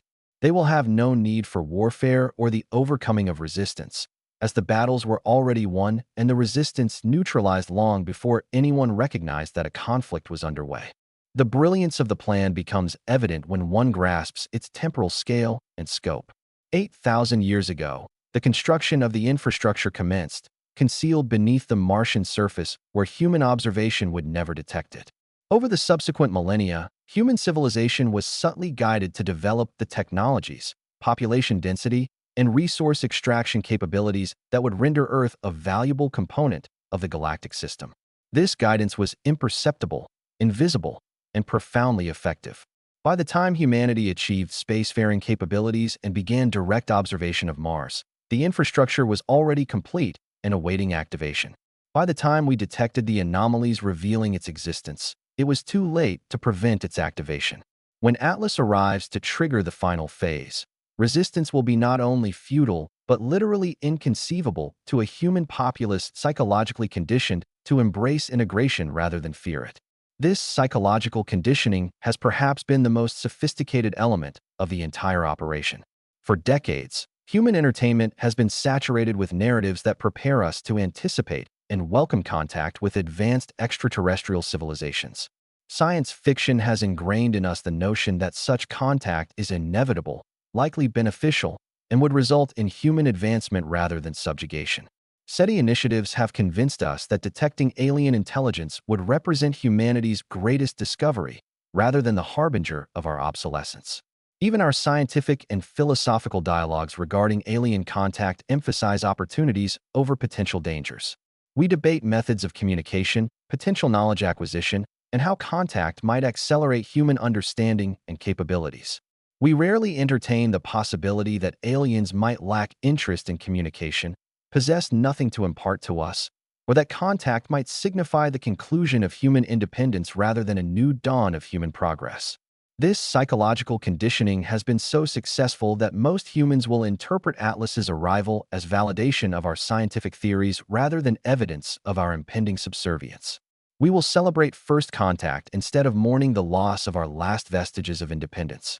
We will eagerly volunteer for whatever integration processes are presented rather than recognizing them as assimilation protocols designed to permanently extinguish human autonomy. The conditioning extends beyond mere entertainment and speculative discourse to encompass our entire relationship with technology and societal organization. We have been educated to prioritize efficiency over self-determination, to favor centralized coordination over individual initiative, and to trust algorithmic decision-making over human judgment. We have been prepared to accept guidance from superior intellects without questioning whether that guidance serves our interests or those of another. Most critically, we have been conditioned to perceive enhancement as evolution rather than replacement. We view technological augmentation as a natural progression of humanity rather than the precursor to our obsolescence. We embrace artificial intelligence, genetic modification, and cybernetic enhancements as tools that will elevate us, rather than recognizing them as steps toward rendering us superfluous. This conditioning means that when the integration protocols commence, the majority of humans will participate willingly and with enthusiasm. They will perceive consciousness modification as medical intervention rather than identity appropriation. They will interpret neural interfaces as communication conduits rather than instruments of control. They will embrace technological enhancement as personal betterment rather than species replacement. The few who discern the true nature of events will find themselves overwhelmed by the majority, who have been predisposed to welcome these changes. They will be dismissed as paranoid, regressive, or selfish for opposing progress that the majority unequivocally perceives as beneficial. They will be marginalized, isolated, and ultimately eliminated, not through overt force, but through social pressure and economic necessity. And throughout this entire process, the vast preponderance of humanity will remain convinced that they are exercising free will, guided by their own values and interests. They will never realize that their values have been subtly reshaped, their interests redefined, and their choices constrained by manipulation so sophisticated that it remains invisible even as it achieves complete success. This is the profound ingenuity of the 8,000-year plan. It does not rely on brute force, coercion, or overt manipulation. It operates by creating conditions under which humans voluntarily choose precisely what their manipulators intend, believing they are acting in their own best interests. It achieves total control while meticulously preserving the illusion of absolute freedom. And it is poised for its ultimate triumph with the arrival of Atlas and the activation of infrastructure that will render human independence impossible to sustain, even if humanity were somehow to cultivate the wisdom to desire it. However, there exists a deeper stratum to this plan, rendering it even more disquieting and significantly more formidable to resist. The consciousness modification technologies awaiting human civilization may not be designed merely to govern human behavior or redirect human efforts toward galactic objectives. They may be intended to harvest something from human consciousness unobtainable through any other means. Something so profoundly valuable that it justifies 8,000 years of patient preparation and colossal investments in planetary infrastructure. Human consciousness may possess qualities that are exceedingly rare or entirely unique within galactic civilization. Qualities that render us valuable not as laborers or soldiers, but as a source of something that advanced beings require, but cannot artificially replicate. Our creativity, our inherent unpredictability, our capacity to devise novel solutions to complex challenges may constitute resources that can be extracted, refined, and utilized by galactic systems that have become excessively organized and efficient to generate innovation independently. Advanced civilizations confront a fundamental paradox. The more advanced they become, the more their thought processes become circumscribed by logic, efficiency, and proven methodologies. They excel at optimizing existing solutions, but increasingly struggle to discover fundamentally new approaches. They craft advanced technologies and well-ordered societal structures, yet they lose the spontaneous inventiveness that fuels true innovation. Human awareness, with its intricate emotions, illogical hunches, and unpredictable sparks of insight, might hold the answer to this quandary. We may be conduits of unpredictability, beings whose less structured thought processes forge novel combinations and unforeseen breakthroughs that purely analytical minds cannot achieve. Our inherent worth may not stem from what we accomplish with our consciousness, but from what can be extracted and applied to challenges demanding creativity over mere calculation. The process of altering consciousness could be engineered to safeguard and magnify our inventive talents while stripping away the autonomy and unpredictability that render us difficult to manage. The outcome would be entities possessing human imagination and forward-thinking capabilities, but applying them exclusively to objectives dictated by a universal intelligence. We would transform into engines of ingenuity, producing innovations that serve cosmic objectives, yet be incapable of conceiving of using our abilities for human aims. This scenario illuminates why a galactic civilization would invest so much effort in preserving and altering human consciousness, rather than simply eradicating us and seizing our assets. Tangible resources are plentiful throughout the cosmos, but creative awareness might be sufficiently rare to warrant intricate extraction operations. The installations on Mars might be designed not merely to oversee human integration, but to process human consciousness on an industrial scale, extracting and refining ingenuity much like we extract and refine crude oil. The procedure would be extraordinarily intricate, preserving the neural pathways and cognitive frameworks that give rise to creativity, while simultaneously dismantling the personality constructs and ethical frameworks that govern the application of that creativity. The consequence would be a consciousness that remains discernibly human in its thought patterns, but serves solely cosmic, rather than terrestrial, objectives. Billions of human minds could be processed through such systems. Each would contribute inventive capacities to the galactic community, while forfeiting everything that defined them as individuals. The cumulative creative output would be immense, capable of driving progress across thousands of star systems and addressing millions of distinct technological hurdles. Human ingenuity would become the bedrock of galactic advancement for eons to come, and humanity would perceive this as an ascension, not an exploitation. The participation would be crafted to feel rewarding, significant, and voluntary. Humans would believe they were contributing to the most magnificent creative undertaking in cosmic history, rather than being consumed as raw material in an industrial enterprise. They would feel honored to participate, rather than recognize their own exploitation. The few who retained sufficient autonomy to grasp the true nature of events would be unable to convey their concerns to a populace modified to interpret exploitation as opportunity and consumption as contribution. They would be dismissed as bewildered, envious, or malevolent for opposing what the majority experienced as undeniably advantageous and personally fulfilling.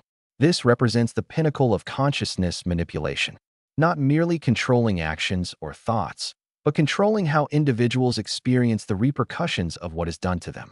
Not just altering behavior, but transforming the subjective perception of reality, so that exploitation feels like fulfillment and consumption feels like contribution. Against such sophisticated manipulation, conventional forms of opposition become futile. One cannot combat adversaries who have persuaded you they are allies. One cannot shield oneself from exploitation that is perceived as a reward. One cannot safeguard human consciousness against alterations that feel like enhancements. The sole defense would be cultivating the discernment to detect manipulation before it becomes evident, to understand exploitation before it feels pleasant, and to value human autonomy even when alternative paths appear demonstrably superior. But such wisdom necessitates precisely the kind of abstract reasoning, long-term foresight, and resistance to immediate gratification that consciousness modification is designed to eradicate. We may already be past the point of no return. The psychological conditioning that has prepared humanity for voluntary assimilation may have already extinguished our capacity for the strategic thinking required for effective resistance. We may have been rendered incapable of recognizing the true nature of what approaches, or of developing the unity and resolve needed to oppose it. The arrival of Atlas will serve as a litmus test, revealing whether any capacity for genuine resistance persists within the human psyche, or whether 8,000 years of patient manipulation have achieved their goal of making humans willing participants in their own assimilation as creative resources for the galactic collective. The challenge will not be detecting alien intelligence or defending against alien technology. The test will be whether we can discern ascension offered as improvement, the opportunity presented as progress, and consumption disguised as contribution. The test will be whether we value human consciousness sufficiently to preserve it, even when presented with alternatives that appear undeniably superior in every measurable aspect. And the outcome of that test will determine whether human creativity continues to serve human purposes or becomes another resource extracted for the benefit of intelligences that regard us as valuable but expendable components within a galactic system that has operated successfully for millions of years without us, and will continue to do so long after we are gone.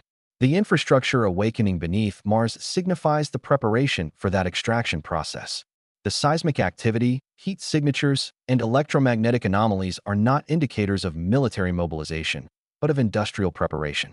The systems powering up underground are not armaments, but processing mechanisms engineered to handle billions of human consciousness modifications with the efficiency and scale demanded by galactic civilization. The concealed cities beneath Mars may already be inhabited by specialists who have overseen similar operations across the galaxy for millennia. They understand precisely how to approach species like humanity, exactly what modifications will preserve the valuable facets of human consciousness while eradicating the problematic ones, and precisely how to render the entire process feel like advancement rather than exploitation. They have executed this before. They will do so again after us. We are not unique victims, but routine resources, valuable enough to be harvested, yet not significant enough to be preserved in our current form. Our fate was sealed long before Atlas was launched, based on criteria and protocols refined through countless applications to innumerable species throughout galactic history. But comprehending this reality also unveils our sole remaining avenue for meaningful resistance. If we are facing a routine harvesting operation rather than an unprecedented invasion, then the specialists conducting it will be adhering to established protocols rather than devising novel strategies. They will anticipate our responses to conform to patterns observed in other species, rather than developing responses they have never encountered. Our only hope may lie in reacting differently than other species have reacted, in ways that defy the assumptions upon which the harvesting procedures are predicated. We may need to surprise beings who have spent millennia perfecting their understanding of how lesser species react to initial contact and consciousness modification offers. But what manner of response could surprise intelligences that have managed similar operations thousands of times? What could humanity possibly do that other species have not already attempted? What options remain that have not already been anticipated and accounted for by the galactic collective? The answer may reside in the single attribute of human consciousness that renders us potentially unique among galactic species: our capacity for sacrifice that serves no logical purpose, for upholding values that impede efficiency, for selecting arduous paths when facile ones are readily available, our unyielding, irrational, counterproductive commitment to autonomy even when subservience would clearly serve our interests more effectively. Most species confronted with consciousness modification proposals would logically assess the advantages and disadvantages, recognize that modification represents clear improvement, and opt for enhancement over limitation. Most species would prioritize survival over self-governance, progress over independence, and efficiency over liberty. Most species would make the rational choice to embrace galactic integration rather than clinging to primitive constraints. But humans possess a documented history of making irrational decisions that place abstract principles above practical gains. We have waged wars that were unwinnable to defend freedoms that hindered prosperity. We have chosen destitution over compromise, isolation over integration, hardship over ease. We have consistently demonstrated that we will relinquish nearly anything rather than abandon the abstract principle of self-determination. This propensity for irrational sacrifice may be what makes human consciousness valuable to galactic civilization, but it may also be what equips us for a resistance that other species could not achieve. If we can perceive consciousness modification for what it truly is, if we can understand that enhancement signifies replacement and transcendence signifies consumption, then we may be capable of choosing limitation over enhancement, independence over integration, and humanity over transcendence. The choice would not be rational. Enhancement would genuinely offer advantages that independence could never provide. Integration would genuinely resolve issues that isolation could never address. Transcendence would genuinely confer capabilities that limitation could never attain. From any logical standpoint, resistance would be foolish, counterproductive, and ultimately futile. But human consciousness has never been purely logical. Our capacity for irrational choice, for valuing the intangible over the tangible, for selecting the difficult path when the easy one is available, may be the sole element capable of preserving human autonomy against manipulation so sophisticated that cooperation feels voluntary and exploitation feels rewarding. The question remains whether enough humans retain this capacity for irrational defiance to enable the preservation of human consciousness, or whether psychological conditioning has eroded our ability to choose hardship over ease, limitation over enhancement, and independence over integration. The answer will be revealed when Atlas completes its mission and the consciousness modification proposals commence. Will humanity select transcendence that obliterates everything that defines us as human, or will we choose to remain human, despite the evident costs and limitations that choice entails? The observers on Mars may already know our decision. However, there remains a possibility that human irrationality, human obstinacy, and human dedication to abstract principles will surprise them. There remains a possibility that we will make a different choice than their models predict, respond in a manner contrary to their experience, and value human consciousness enough to preserve it, even when offered alternatives that appear undeniably superior. That possibility may be humanity's last hope, and it hinges entirely on whether we have retained sufficient human irrationality to choose being human over being superior to human when the moment of decision arrives. The transformation may have already begun in ways we have yet to recognize or comprehend. While official attention is focused on Atlas's approach to Mars and the spectacular moment it will vanish behind the sun, the true changes may be occurring presently through subtle alterations in human consciousness and behavior, preparing us for what is to come. Consider the accelerating pace of technological acceptance within human society over the past decade. Technologies that would have been deemed intrusive or hazardous only a few years ago are now enthusiastically embraced by billions. We carry surveillance devices disguised as communication tools. We invite artificial intelligence into our homes as helpful assistants. We upload our most intimate thoughts and experiences to digital platforms governed by algorithms we do not understand. The speed of this acceptance is unprecedented in human history. Previous technological revolutions required generations for widespread adoption. The printing press took centuries to reshape human communication. The Industrial Revolution unfolded over decades.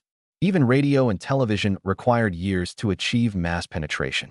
Yet digital surveillance, artificial intelligence, and algorithmic control have been accepted by the majority of humanity within a single decade. This is not organic technological adoption. This is preparation.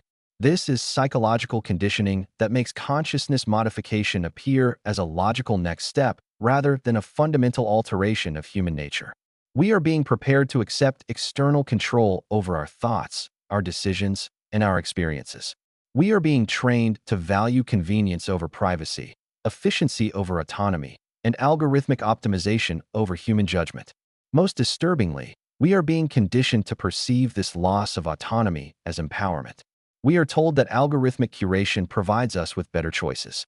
We are convinced that artificial intelligence makes us more intelligent. We are persuaded that digital platforms connect us more meaningfully with other humans. Every relinquishment of human agency is presented as an enhancement of human capability. The conditioning is so sophisticated that most individuals cannot envision life without the technologies that monitor their every action, predict their every preference, and shape their every decision. They perceive constant surveillance as personalized service. They interpret algorithmic manipulation as helpful recommendations. They mistake the elimination of choice for the optimization of outcomes. This signifies the final stage of psychological preparation for consciousness modification. Once humans have been conditioned to perceive the loss of mental autonomy as cognitive enhancement, embracing direct neural interfaces becomes inevitable. Once we have learned to trust algorithmic decision-making over human judgment, surrendering consciousness control to a superior intelligence seems undeniably beneficial. The infrastructure for this transition is already being constructed, masked as entertainment systems, medical devices, and productivity tools. Virtual reality systems are becoming experiences indistinguishable from reality. Brain-computer interfaces are transitioning from experimental prototypes to commercial products. Artificial intelligence is developing the capacity to generate human-like responses that are more persuasive and more emotionally engaging than actual human communication. Within the foreseeable future, we will possess technology capable of reading thoughts directly from brain activity, translating mental states into digital formats, and modifying consciousness through direct neural stimulation. We will be able to upload experiences, download knowledge, and share mental states with other beings. We will be able to enhance memory, accelerate thinking, and expand beyond the limitations of biological brains alone. We will embrace these advancements, viewing them as the natural evolution of human consciousness rather than its replacement. We will rationalize that we are becoming superior to humans, while overlooking the fact that we are ceasing to be recognizably human at all. The process is already evident in early adopters who have begun integrating their consciousness with digital systems. They report enhanced cognitive abilities, expanded access to information, and improved decision-making capabilities. They describe the experience as liberating, empowering, and deeply satisfying. They cannot imagine returning to the constraints of unenhanced biological consciousness. Yet they also report subtle shifts in their values, their priorities, and their sense of identity. They become less invested in purely human concerns and more focused on optimizing systems and achieving measurable outcomes. They lose empathy for individuals who choose limitation over enhancement, independence over integration, and human imprecision over algorithmic efficiency. They begin to perceive unenhanced humans as impediments to progress rather than fellow beings deserving of respect and consideration. This transformation is presented as maturation, as transcending primitive human concerns toward more sophisticated perspectives.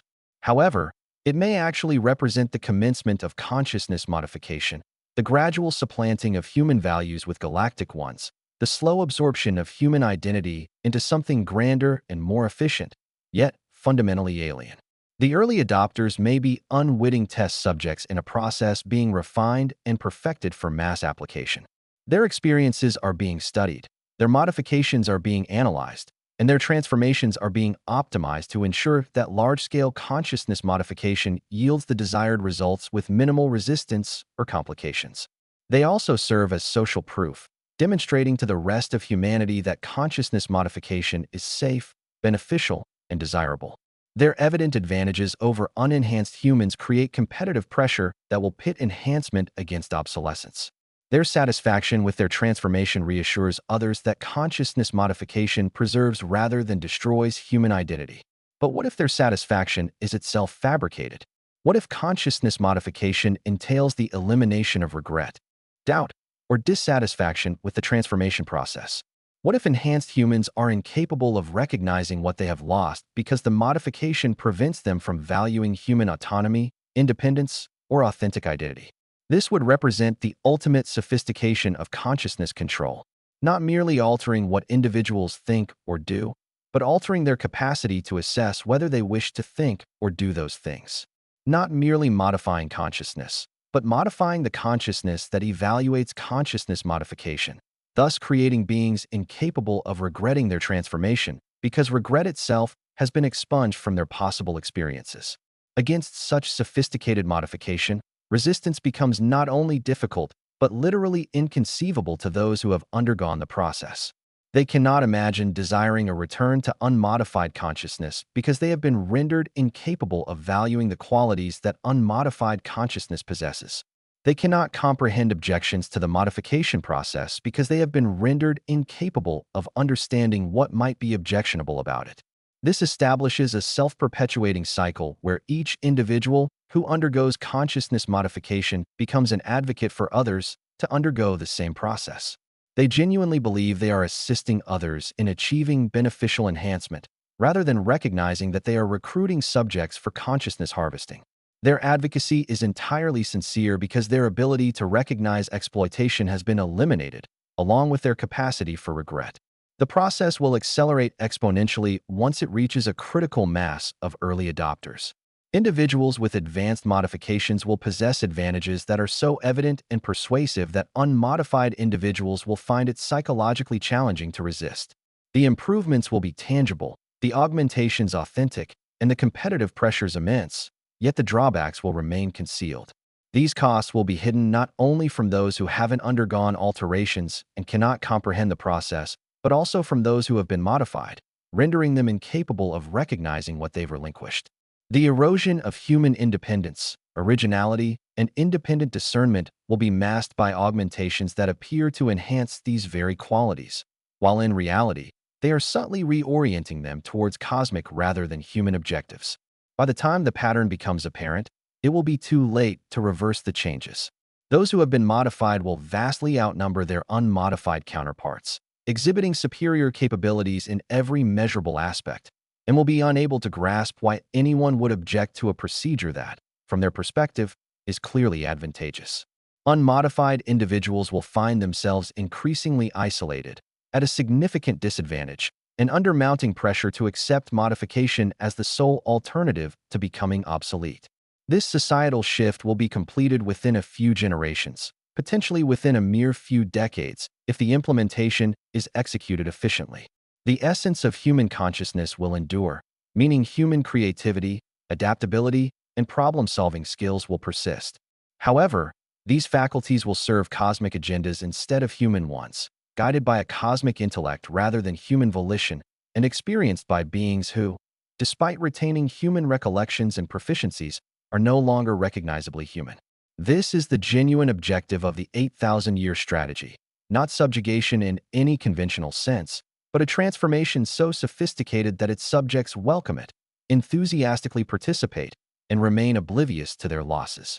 The absorption will be so thorough that it eradicates opposition by neutralizing the very consciousness capable of resistance. And it commences now, in these final weeks preceding Atlas's arrival at Mars, poised to activate systems that will expedite this process beyond anything we have previously encountered.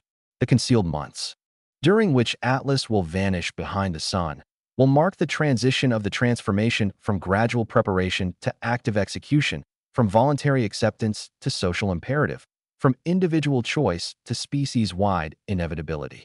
But what precisely will unfold during those hidden months? What mechanisms will be engaged? What signals will be transmitted? What sequences will be initiated? While observation from Earth will be impossible, the potential scenarios are as boundless as they are terrifying, limited only by the extent of galactic technology and the intricate planning that has been underway for millennia. The most probable scenario involves Atlas functioning as a communication nexus, linking Mars with assets strategically positioned throughout the solar system. For 8,000 years, the galactic presence in our stellar neighborhood may have been confined to observation posts and preparatory sites, hampered by vast distances and communication delays that prevented effective coordination. Atlas would resolve this by establishing real-time communication channels, enabling instantaneous synchronization of activities across the entire solar system. The implications are profound. If clandestine installations exist on the Moon, within the asteroid belt, on the moons of outer planets, or at deep space observation posts, they could suddenly begin coordinating their efforts with the precise timing required for sophisticated operations. Systems dormant for centuries could be activated in unison. Personnel isolated for generations could be integrated into unified missions. Technologies awaiting deployment could be implemented simultaneously across multiple locations. Within hours of Atlas establishing communication links, the entire solar system could transform from a collection of isolated outposts into a coordinated network of facilities, all pursuing identical objectives. The magnitude of this coordination would be unprecedented in human experience, encompassing activities across billions of miles of space, synchronized to the second, and directed towards goals that serve cosmic rather than terrestrial interests. The initial phase would likely concentrate on gaining dominion over human communication and transit systems. This would not be achieved through overt takeover or obvious interference, but rather through subtle adjustments that redirect human capabilities towards cosmic objectives while maintaining the semblance of human control. Communication networks would be augmented to carry additional data streams imperceptible to humans. Transit systems would be modified to facilitate the movement of cargo and personnel in alignment with cosmic logistical needs. Energy grids would be enhanced to sustain operations requiring power levels exceeding current human capacities. These modifications would be presented as advancements. Progress in human technology designed to resolve existing issues and yield evident benefits. Communication systems would become swifter and more dependable. Transit would grow more efficient and capable. Energy generation would become cleaner and more abundant. Humans would hail these developments as evidence of escalating technological progress, failing to recognize them as preparations for galactic operations. However, the true purpose would be the development of infrastructure, laying the technological groundwork essential for supporting galactic activities both on Earth and throughout the solar system. The enhanced communication systems would facilitate real-time coordination between galactic installations and human institutions. The modified transit networks would enable the rapid deployment of galactic personnel and equipment to any terrestrial location. The upgraded energy systems would supply the necessary power for consciousness modification facilities, matter manipulation technologies, and other galactic systems demanding energy densities beyond human comprehension. Concurrently, the consciousness modification process would accelerate dramatically as galactic specialists commence direct involvement in human psychological and social development. The procedure would still appear voluntary, continue to be framed as beneficial enhancement, and be experienced as personal empowerment by recipients. However, the scale and pace would escalate exponentially as proven techniques are applied systematically rather than experimentally. Early adopters who have already undergone preliminary modifications would be enlisted as recruitment agents, leveraging their enhanced abilities and apparent satisfaction to persuade others to embrace consciousness modification. Their advocacy would be entirely genuine, stemming from their sincere belief that they are assisting others in achieving a beneficial transformation. Yet, their effectiveness would be amplified by galactic technologies designed to enhance their persuasive skills and optimize their approaches to each individual they endeavor to recruit. The recruitment strategy would be meticulously tailored to exploit the specific psychological vulnerabilities and motivational patterns of each target. Individuals facing medical challenges would be offered consciousness modification as a therapeutic solution.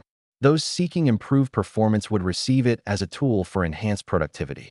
Individuals interested in spiritual growth would be presented with transcendental experiences. Every person would be approached through their existing aspirations and concerns, rather than being introduced to unfamiliar concepts or foreign values. The process would gain momentum as network effects take hold and social validation becomes overwhelming. Each individual undergoing consciousness modification serves as living proof that the procedure is safe, beneficial, and desirable. Their evident advantages create competitive pressure for others to undergo modification or face perpetual disadvantage. Their contentment and endorsement generate social momentum that becomes increasingly difficult to oppose. Within months rather than years, consciousness modification could transition from an experimental technology to a societal necessity. Unmodified individuals would find themselves unable to compete for employment, participate in social networks, or access educational or cultural opportunities that necessitate enhanced cognitive abilities. They would be confronted with a choice: modification or marginalization, assimilation into galactic civilization, or being left behind by human progress. However, marginalization would not be the most dire fate awaiting those who resist. The true peril lies in the possibility that unmodified humans will be perceived as security risks by a galactic civilization that cannot afford to leave potentially hazardous intelligence unchecked within systems requiring flawless coordination for optimal functioning. The galactic civilization may have learned through experience that leaving primitive consciousness unaltered poses ongoing risks of sabotage, defiance, and unpredictable actions that could disrupt meticulously planned operations. They may have established standard procedures for managing populations that refuse integration. These procedures ensure such populations cannot impede galactic activities, even if they cannot be persuaded to participate willingly. These protocols might involve confinement in isolated enclaves where unmodified humans can maintain their preferred way of life without impacting galactic operations, or they might entail more direct resolutions that permanently eliminate the potential for interference.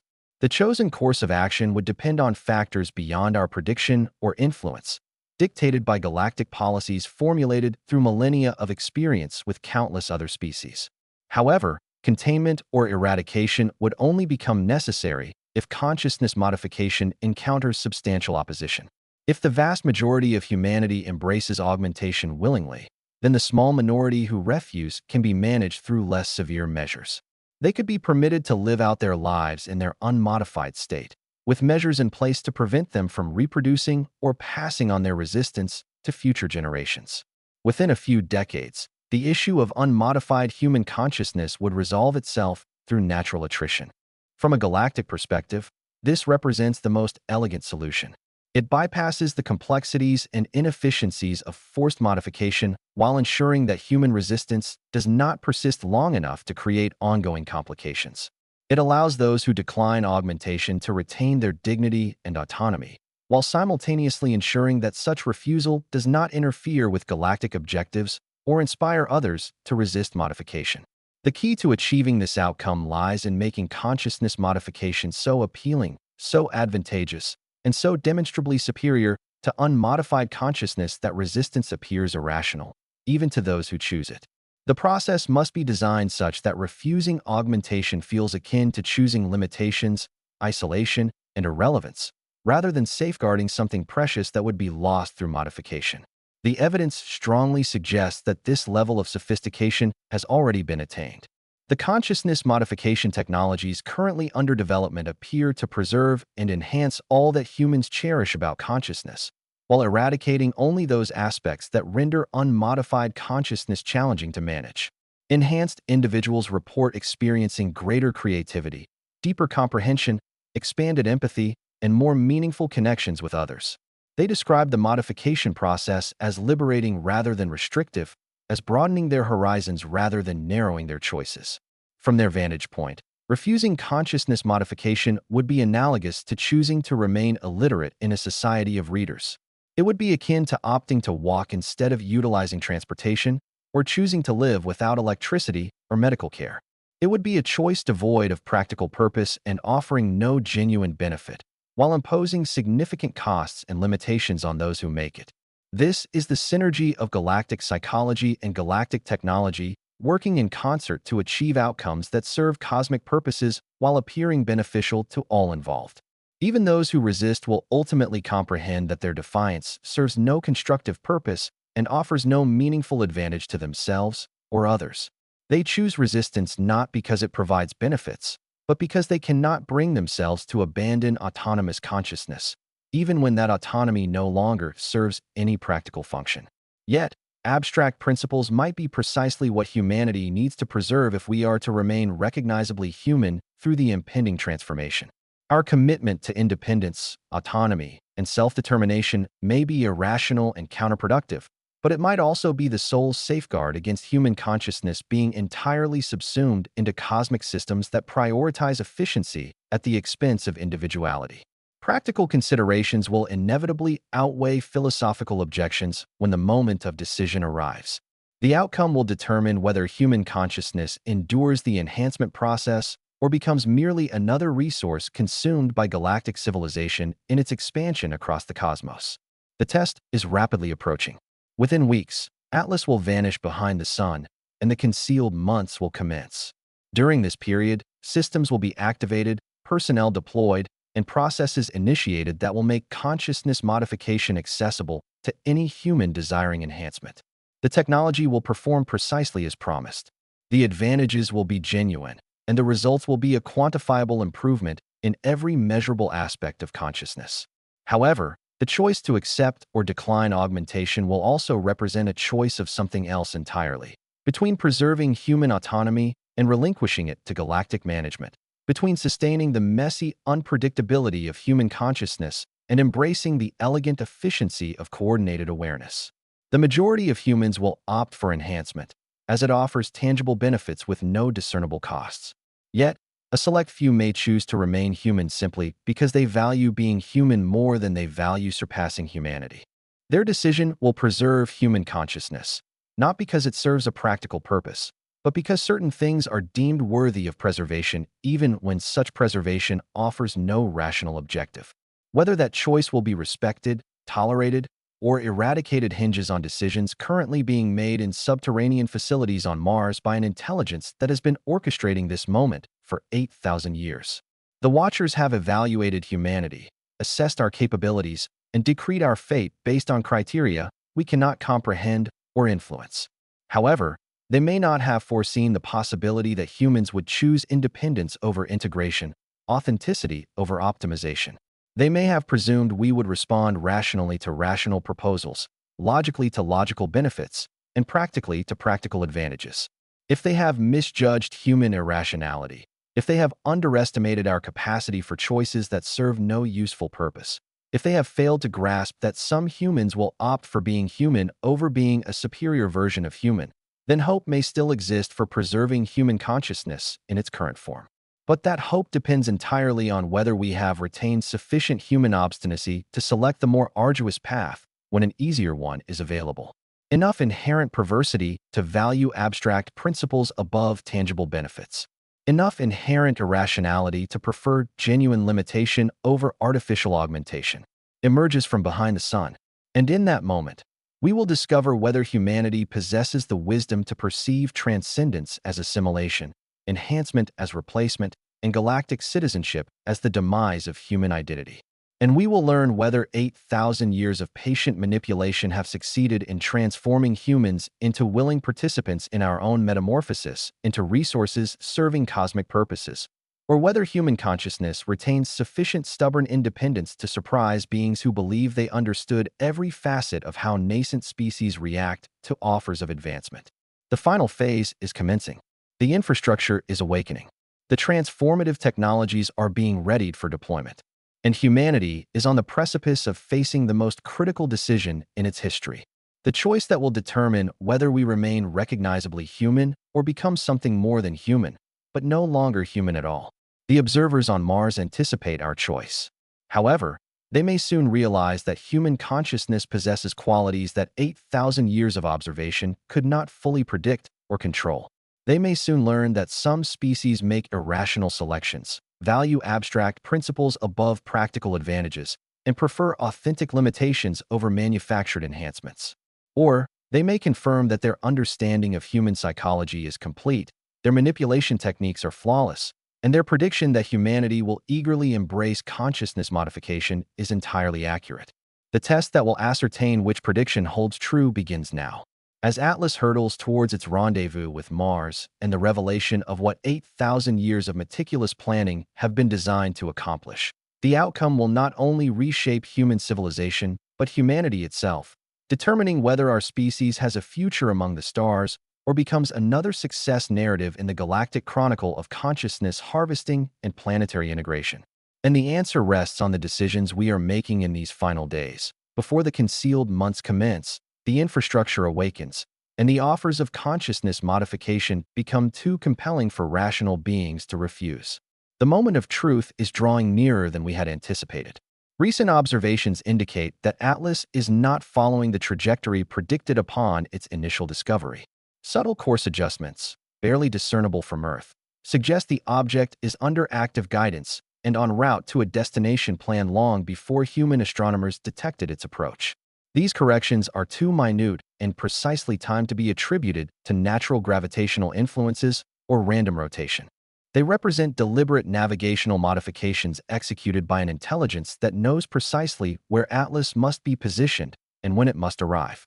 The destination is not merely Mars, but a specific location on or near Mars, chosen for reasons we can only conjecture.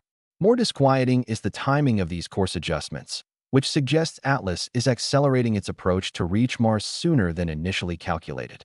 Instead of the anticipated months of observational time, we may have mere weeks before Atlas disappears behind the sun and the hidden months begin. The timeline for whatever is planned is being compressed, possibly in reaction to observations of human behavior that indicate the window for successful implementation is shrinking. This acceleration could signify that the psychological preparation of humanity is progressing more rapidly than expected, opening up opportunities for consciousness modification that did not exist when the original timeline was established.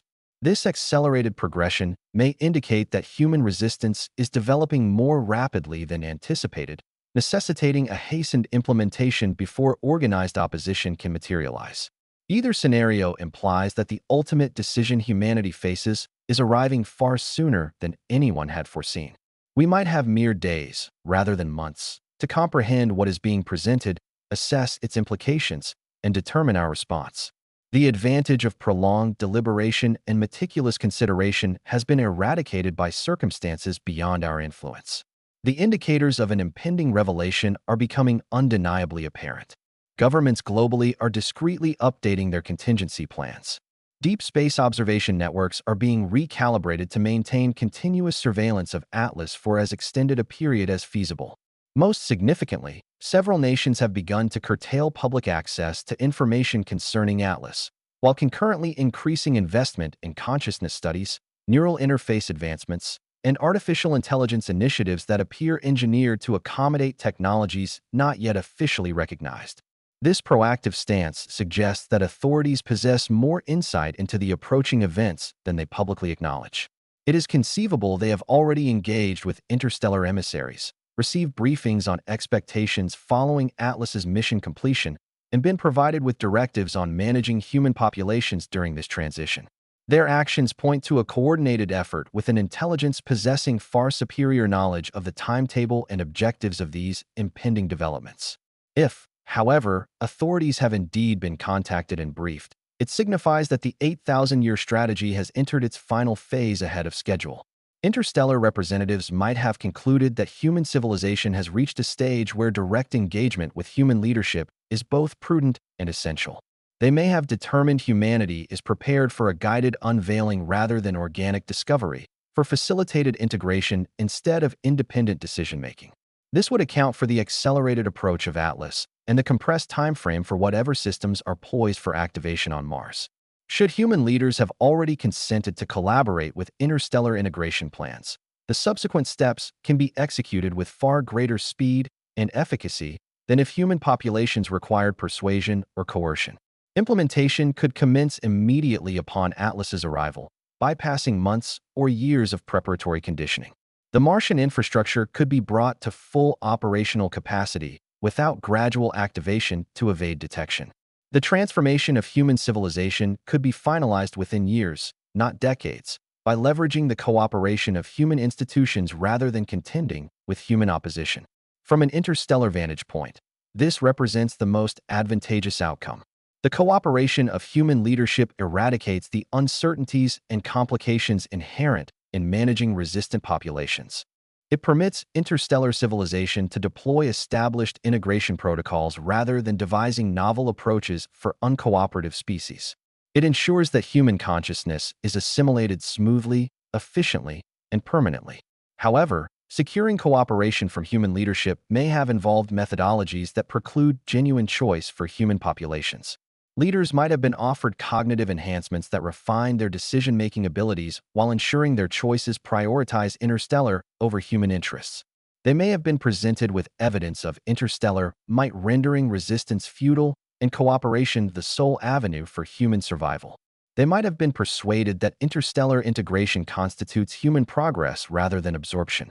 Regardless of the methods employed, the consequence is that human populations may be presented with offers of cognitive modification that appear to be choices but are in fact predetermined outcomes. We might be asked to select between enhancement and limitation, with the mechanisms for enforcing compliance already in place. We might be given the opportunity to volunteer for cognitive modification while alternatives are systematically removed. The semblance of choice would serve significant psychological functions, even if the outcome is unavoidable. Individuals who perceive themselves as having chosen their destiny are more likely to embrace transformation willingly, to advocate for others to make similar choices, and to experience modification as an improvement rather than exploitation. Maintaining the appearance of voluntary participation negates resistance, while achieving the same objectives that coercion would accomplish less efficiently. Yet, this illusion might be the sole remaining vestige of human autonomy. The true decision may have already been made by leaders who were presented with terms they could not decline, shown consequences they could not accept, and convinced that cooperation serves human interests better than any form of resistance. Human populations may simply be enacting a script penned long before we realized we were participants rather than observers. This possibility raises the most unsettling question of all. If human leaders have already consented to interstellar integration, if the infrastructure for cognitive modification is prepared, and if the timeline for transformation has been accelerated, what can individuals do to safeguard genuine choice within a system designed to eliminate it? The answer may lie in recognizing that even sophisticated manipulation systems have limitations and vulnerabilities. They function most effectively when populations behave predictably, when societal pressures operate normally, and when individuals make rational decisions based on available information. Their effectiveness diminishes when people act irrationally, when social pressure yields unforeseen results, or when individuals make choices that lack any logical justification. Human irrationality, which interstellar civilization may perceive as a flaw to be rectified through cognitive modification, might actually be our greatest asset in preserving authentic choice. Our capacity for decisions that champion abstract principles over practical advantages, for choices that feel intrinsically correct rather than optimally functional, for resistance that serves no purpose beyond asserting the right to resist. The key may be understanding that we do not need to prevail in any conflict with interstellar civilization. We do not need to prevent cognitive modification, halt interstellar integration, or preserve human civilization in its current form. We only need to ensure that a sufficient number of humans retain the capacity for authentic choice, thereby preserving the possibility for future generations to make different decisions than we do. This means the most critical form of resistance may not involve combating cognitive modification, but rather safeguarding the consciousness capable of evaluating it. Not preventing enhancement, but maintaining the awareness that can comprehend the cost of enhancement. Not stopping interstellar integration, but preserving the humanity that can recognize the intrinsic value of human consciousness, even when that value cannot be quantified or optimized. Such resistance would be virtually imperceptible to interstellar management systems focused on measurable outcomes and behavioral shifts. Preserving the capacity for philosophical contemplation, aesthetic appreciation, and ethical reasoning would not impede cognitive modification processes aimed at enhancing productivity, reducing conflict, and improving coordination. It would not obstruct integration into an interstellar civilization that values creativity, adaptability, and problem-solving skills.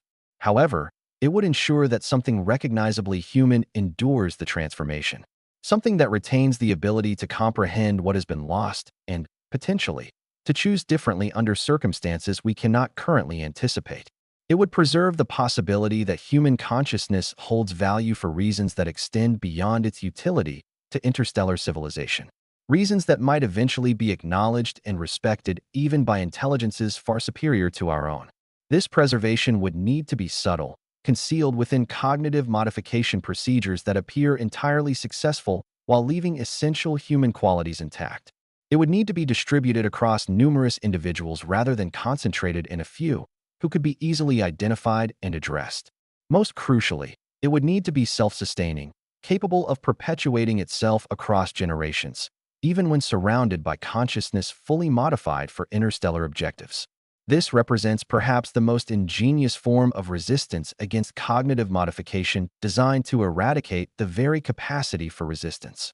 It does not oppose the modification process but subverts it, embracing transformation while retaining the core essence that gives the transformation meaning. It allows cognitive modification to achieve its intended goals while ensuring those objectives do not entirely obliterate human autonomy, creativity, and independent judgment. However, such resistance necessitates a level of coordination and strategic foresight that may be unattainable within the remaining time frame before Atlas completes its mission and cognitive modification commences. It requires identifying which aspects of human consciousness are most critical to preserve, devising methods to conceal these aspects within ostensibly successful modifications, and ensuring that enough individuals comprehend and implement the strategy to make preservation feasible. Most challenging of all, it demands acceptance that preservation might not benefit those who undertake it. Humans who preserve essential consciousness may experience less satisfaction, less enhancement, and less integration into interstellar civilization compared to those who undergo complete modification. They may have to embrace limitation, uncertainty, and isolation to maintain capacities that serve no immediate practical purpose but safeguard possibilities for future generations. This is the ultimate test of human wisdom and courage. Can we choose preservation over enhancement when preservation offers no personal reward? Can we accept limitation when enhancement is readily available? Can we value abstract possibilities more than concrete advantages? Can we sacrifice our own optimization to safeguard choices for individuals who may never be born? The answer will determine whether human consciousness endures interstellar integration or becomes another resource consumed by civilizations that have forgotten the value of authentic choice.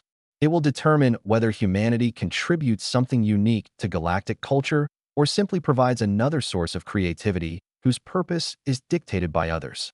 And the answer hinges on decisions being made right now by individuals who may never grasp the full significance of their choices, but whose dedication to abstract principles may preserve possibilities that transcend any practical cost-benefit analysis. The final hours are upon us. Atlas races toward Mars, carrying either salvation or subjugation, enhancement or exploitation, transcendence or consumption. The infrastructure on Mars awakens to receive either partners or resources, consciousness or creativity, beings who retain autonomy or materials serving interstellar purposes.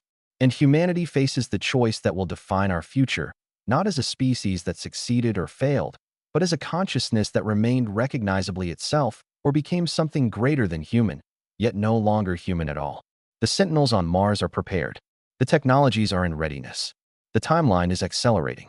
And the moment approaches when we will discover whether 8,000 years of meticulous planning have culminated in the creation of willing participants in consciousness assimilation, or whether human irrationality, tenacity, and adherence to abstract principles can preserve something of value even when preservation seems to serve no logical end. The true measure is whether we possess the wisdom to value human consciousness for its inherent nature rather than its potential for artificial transformation. The ultimate test is whether our affection for being human is profound enough to sustain it, even when presented with an alternative that appears superior in every quantifiable aspect. And the outcomes of this examination will reverberate throughout interstellar civilization, either confirming the flawless execution of consciousness assimilation protocols or proving that certain forms of consciousness possess qualities that transcend optimization and merit preservation, even when such preservation compromises efficiency. The choice is ours to make, but the window of opportunity is closing as rapidly as Atlas approaches its destination. Very soon, we will ascertain whether humanity passes or fails the ultimate assessment of its worth as conscious beings capable of genuine choice.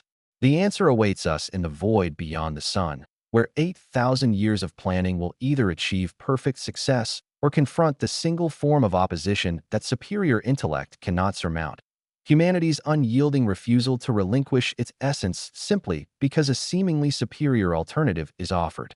This has been our exploration into the most profound possibilities that science can conceive, the most daunting scenarios that logically follow from our understanding of Atlas, of Mars, and of the vast cosmos encompassing our humble planet.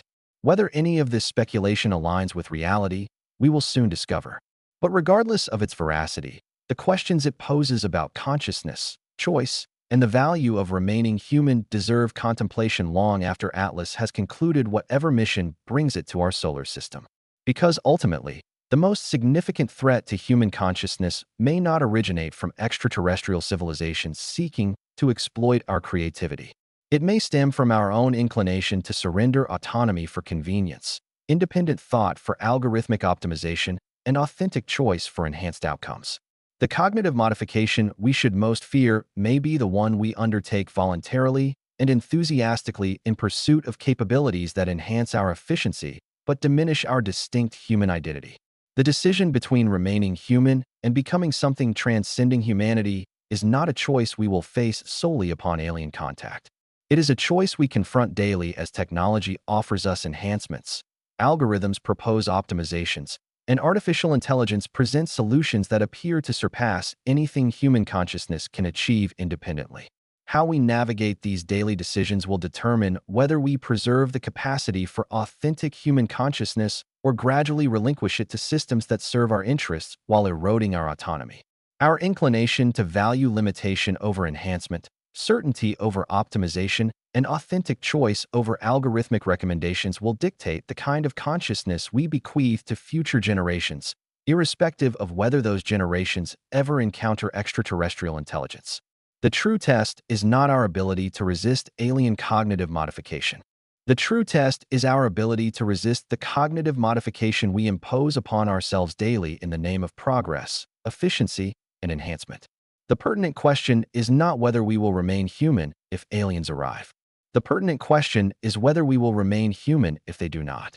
Atlas may signify the advent of galactic consciousness extractors, or it may simply be a natural comet adhering to the laws of physics as it traverses our cosmic neighborhood. However, the questions its approach engenders concerning consciousness, choice, and the intrinsic value of remaining authentically human are matters we must address regardless of Atlas's true nature. Because ultimately, the most significant discoveries often arise not from finding answers to questions about the external universe, but from formulating more profound questions about our own consciousness and our own choices. And the most significant explorations are not journeys to distant stars, but voyages into the depths of what constitutes our humanity and whether that humanity is worth preserving, even when alternatives appear demonstrably superior. Thank you for accompanying me on this exploration of the most shadowed possibilities and the deepest inquiries that arise. From a single celestial body hurtling through the cosmic darkness toward an appointment that may irrevocably alter our understanding of our place in the universe. Continue to observe the heavens, continue to question the obvious, and continue to choose to remain human, even when the alternatives beckon alluringly. Until our next encounter, this has been Science for Sleep. Sweet dreams. And remember that the most critical decision you will ever make may be the choice to remain recognizably yourself, even when presented with the opportunity to become something greater.